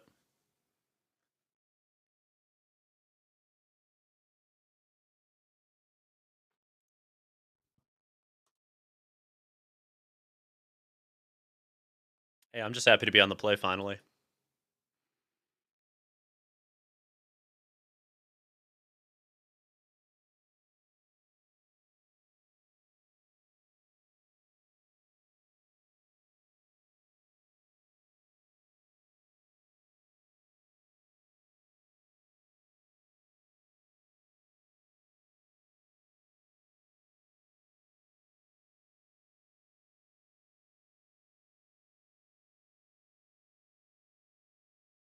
Yep. We just bubble it into obscurity for a while.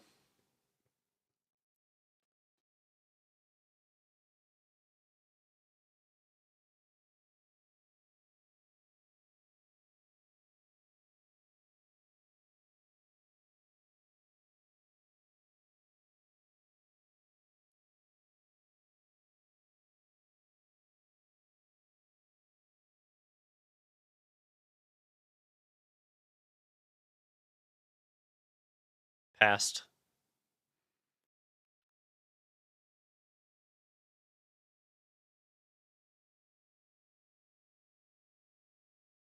Let's do it again.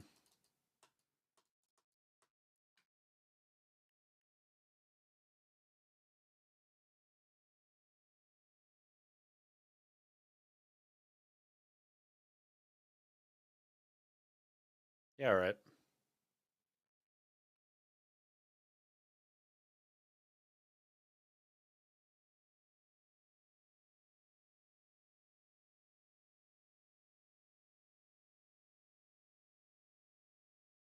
That haughty Djinn is not very strong at the moment, which is a little bit of a rough scenario.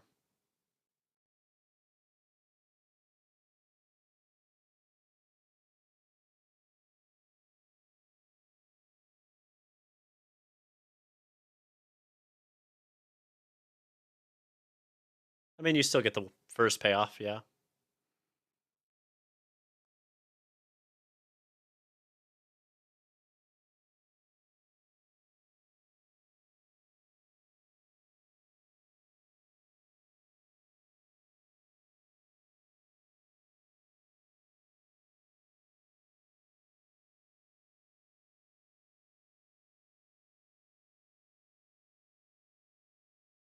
Unfortunately, we did not draw into something that could handle that. And now we get to go up against Shieldred, which is brutal. Brutal.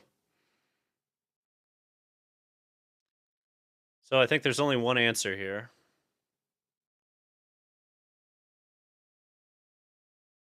Dibs. And no more from you.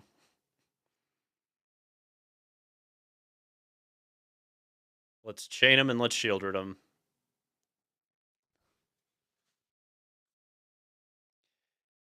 It does. It does.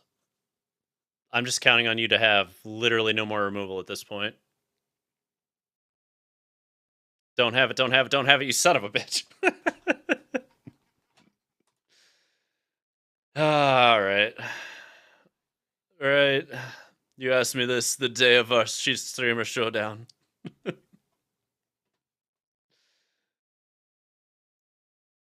Alright.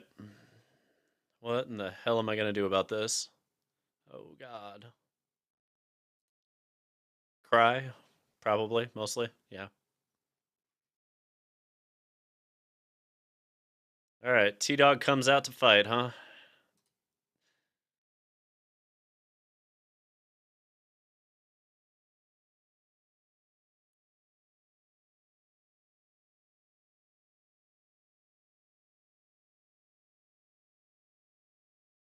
All right, I just got to deal 2 damage to you.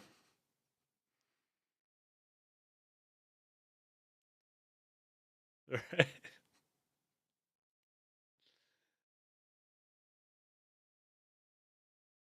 But I'm gonna top deck so hot right now. Don't you worry. We got this. We got this, fam. Yeah.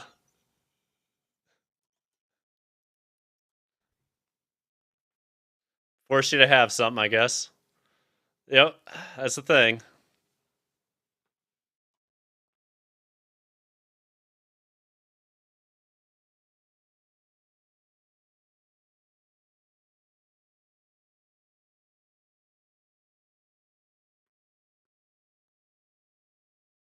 Just putting up a damn wall. All right.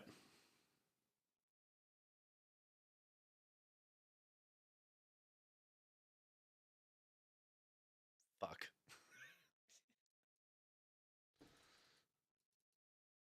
I needed that to be a March of the Swirling Mist so I could just phase everything out on your side.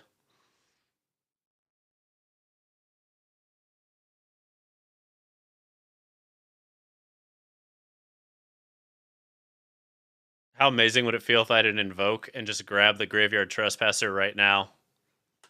Discard the island. I was hoping for that too. I was like, maybe we just grab the Trespasser and smack right through him. Oh, mono black. And this is where you win. Oh.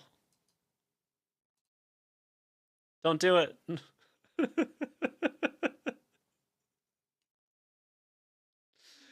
Oh, shit. Fucking Shieldred.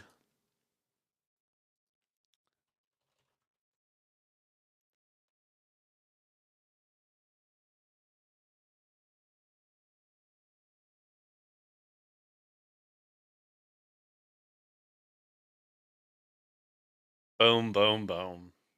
Yeah. Interesting sets, my friend. Interesting sets. That was a lot of fun. Mo- Mono Blue still seems like it's got the glaring weaknesses. It got some upgrades. The Weak Stone Subjugation, the Blue Sun's Twilight. Definitely some decent upgrades, but yeah, not enough. Not enough. Ultimately, when I look at all the archetypes and what's viable, Mono White Control still looks great. Grixis Despair still looks great, and Blue White Soldier still looks great. Djinn needs a lot of work. Mono Red's probably a little like all the mono color decks feel slightly underpowered. You know what I mean? Like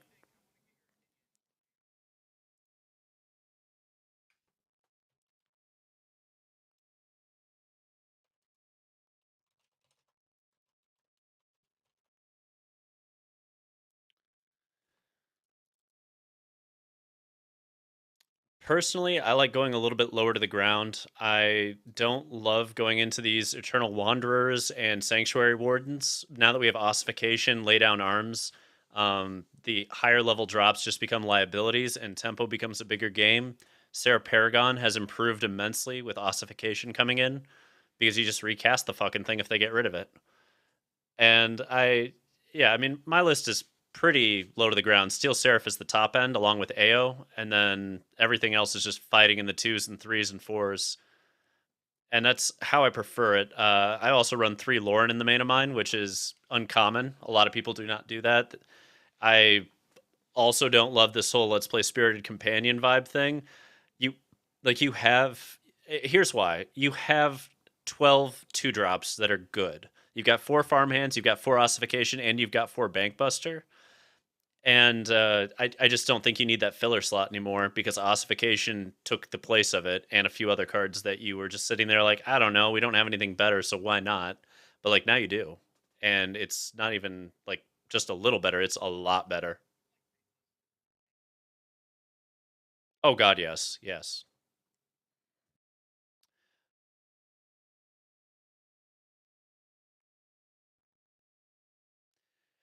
Mono Mono white has already kind of a scary amount of card advantage, and Bankbuster just emphasizes that. Like, you have the best removal in the game right now with laydown arms and ossification. You have scaling threats with restorations, wedding announcements, ambitious farmhands. You've got card draw off Reckoner Bankbusters and virtual, like essentially card draw off of Sarah Paragons. The roadside reliquaries line up well now that you have ossification because it's an enchantment. So you are now running, let's see, 1, 2, 3, 4, 5, 6, 7, 8, 9, 10 enchantments in the main and 8 artifacts, which is perfect for what you're trying to do here. The AO slot is actually the one that I debate the hardest on whether or not we want the one AO the Dawn Sky, because the removal's gotten so good and it's very much exile based, but there are many matchups where it's still worthwhile, so I'm leaving it for now. The sideboard is where you'll see me push into those Friction Vindicators, because I don't actually like them in the main board of this, but I love Friction Vindicator coming off the sideboard against anything aggressive and just forcing them to have that non-damage based response, or they're stonewalled and or dead.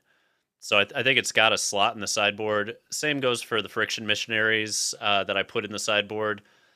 There's just a lot of aggression that you have to deal with sometimes, and when you hit those matchups, you just scale into it. Like, you pull all the Lorens out, you pull uh, probably some number of the Sarah Paragons, and you push into Friction Vindicators and Friction Missionaries, and now you're a nightmare matchup for aggro because you've got a ton of life gain, you're low to the ground. That's where I want to be. The White Sun Twilight, something I hadn't thought of till you played it. That seems amazing as a mirror breaker because you don't really want to play Farewell, because you have so many things that you don't want to exile on your side most of the time. So I'd rather have the White Sun Twilight to just clean up the board, give me 5 threats, and say, especially with the wedding announcements, I think that's extremely potent with what we're trying to do. And of course, I want the 4th Lauren in the sideboard for exactly the mirror, because I think it's relevant there. The only additional slots that I shifted around is I threw a couple Sun Gold Sentinels and a couple unlicensed Hearses, and that's more to do with the reanimation shit I see running around, and I'm not sure that those slots are right at all. That's absolutely test slots right now. What about you? Where are you at on white and where it should be positioned right now?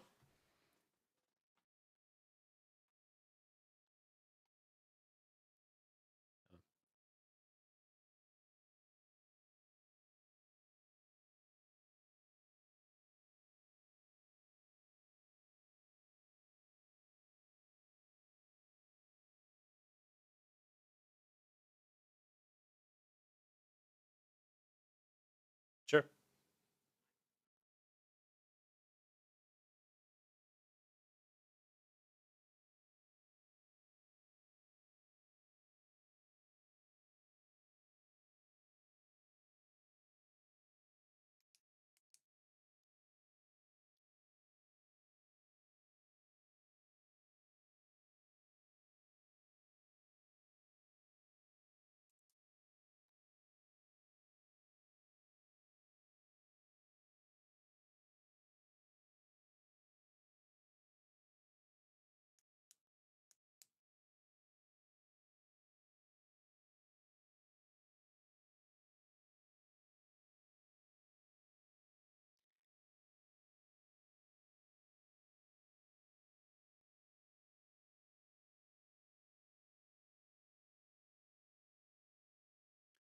Tier 1.25 to tier 1, depending on what we're going to see.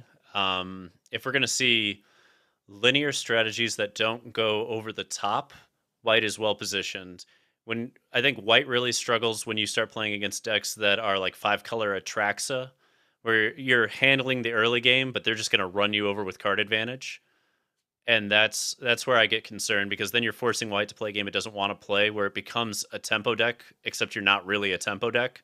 And so you're like flashing and wandering emperors to try and just make tokens, and you're turning into a bad token deck to try to catch up and get under these decks.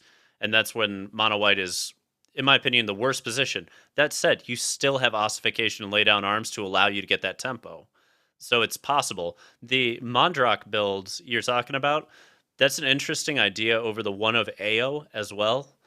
Like, instead of playing AO the Dawn Sky, I could totally see, even in a non-heavy token-based build, playing the Mondrak. And my reason on that is you already have naturally 4 Wedding Announcement and 4 Wandering Emperor. That's a lot of tokens anyway. Bankbuster also shits out treasure tokens and pilot tokens. So there's a lot of synergy that could be had there. And White Sun's Twilight works really well with it, especially once you give it Indestructible. Because then you just end up with 10 of the fuckers, you know what I mean? So you just go straight into lethal. I'm very intrigued by that, but I don't know. The deck that scares me when I play mono white, first and foremost, mono blue scares the shit out of me most of the time. They are like that's your dog. You're just a dog to mono blue as far as I've ever seen. The key to beating mono blue is to make sure you get under them and you have relevant spells to play every turn. The problem with mono white is that it doesn't, and so their counters become a lot better, and that's why there's 2 Unlicensed Hearse and 2 Sun Gold Sentinels in the sideboard. But even with those, I don't know. I struggle to think that that's going to be a good matchup. I think where I like mono white is aggro matchups and mid range mirrors. Like if I'm going to play against a lot of mid range shit, I love mono white for that. That's where you grind, they grind, and you don't stumble on lands. You don't have any issues. They do, and you start to get ahead on that basis. Also, just the general power level of cards is fantastic. So, I don't know. I like where it's positioned. It's tier 1.25 at the worst, from what I can see, but it'll take a little bit more time to sort out where this format's going to be, because everybody wants to play Atraxa right now. Like that is the hot new kid on the block right now, and everybody wants to play with her.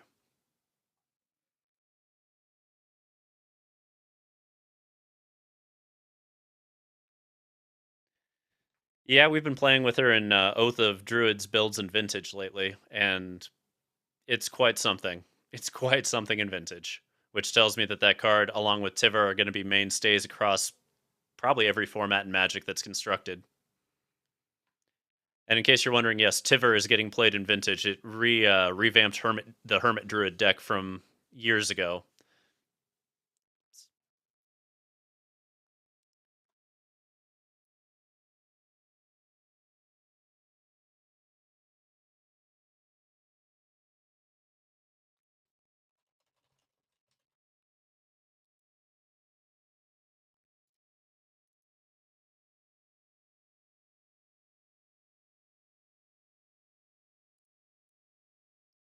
Sure. When you're talking about Tyvar and Jund for standard, okay, so you're obviously going to have the Harvester. After that, it turns into a dealer's choice. You don't have amazing 2 drops outside of that. So where I go is a 3 of on the Armored Scrap Gorger. It's a little slow, but it does interact with the graveyard favorably, and it does ramp you into Invokes and Unleash the Infernos. Then I usually dump a copy of Tainted Adversary, because you end up in some interesting game states where the Death Touch is relevant early on, and then you fish it back out later on Tyvar when you've got like an extra, 3 to 6 mana, and all of a sudden you have an army in a can coming right off of it. I like that a lot. I like Shigeki because with Tyvar, it's actually a loop. You can channel to return like invokes and then bring it back with Tyvar and then bounce it back to your hand with its ability and then just keep looping to invoke them perpetually. And it's a one of. It's definitely not more than a one of, but as a one of, I like it as a loop enabler with Tyvar to really force the point that they have to deal with it.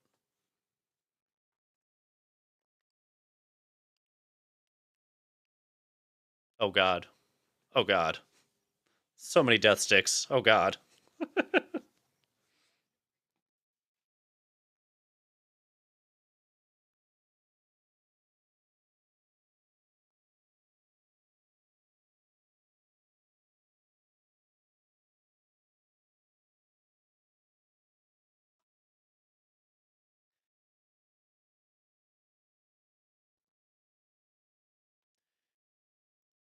Yeah, you could definitely mess with it.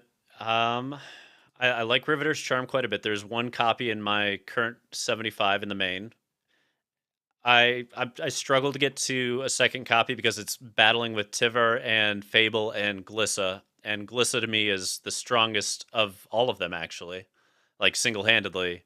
Glissa is one of those that they just have to kill immediately or the game gets taken over. And the fact that it blows up enchantments in this format's just fucking excellent. That's exactly what you want, as a card that says block me or lose your wedding announcement, block me or lose your ossification, block me or lose your fable. It forces it, And if you get to combine it with one piece of removal, you just swing through and the advantage swings right over to you. So I love playing it. Yeah, there's no way to really block it ever, which means that they're just chumping and looking for removal as quickly as they can. It's pretty phenomenal. I'm running 3 of them right now, and I like that number a great deal. I actually cut the third Tyvar for the third Glissa because of how strong it was on its own. Whereas Tyvar really needs your deck to, like, I'm on 2 Tyvar because you have combos with it. It is an advantage engine, but at the same time, you aren't a Tyvar deck. You're a Jund deck that likes Tyvar for the card advantage, and the ability to bring back the Blood Tithe Harvesters is really the point of Tyvar in this deck, along with enabling Kiki to immediately activate.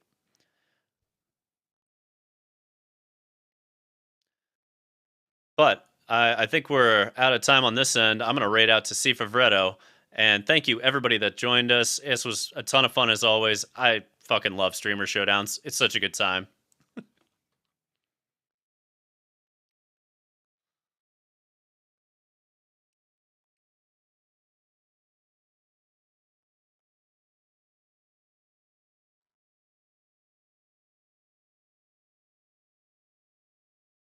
Oh, yeah. Let's raid it out.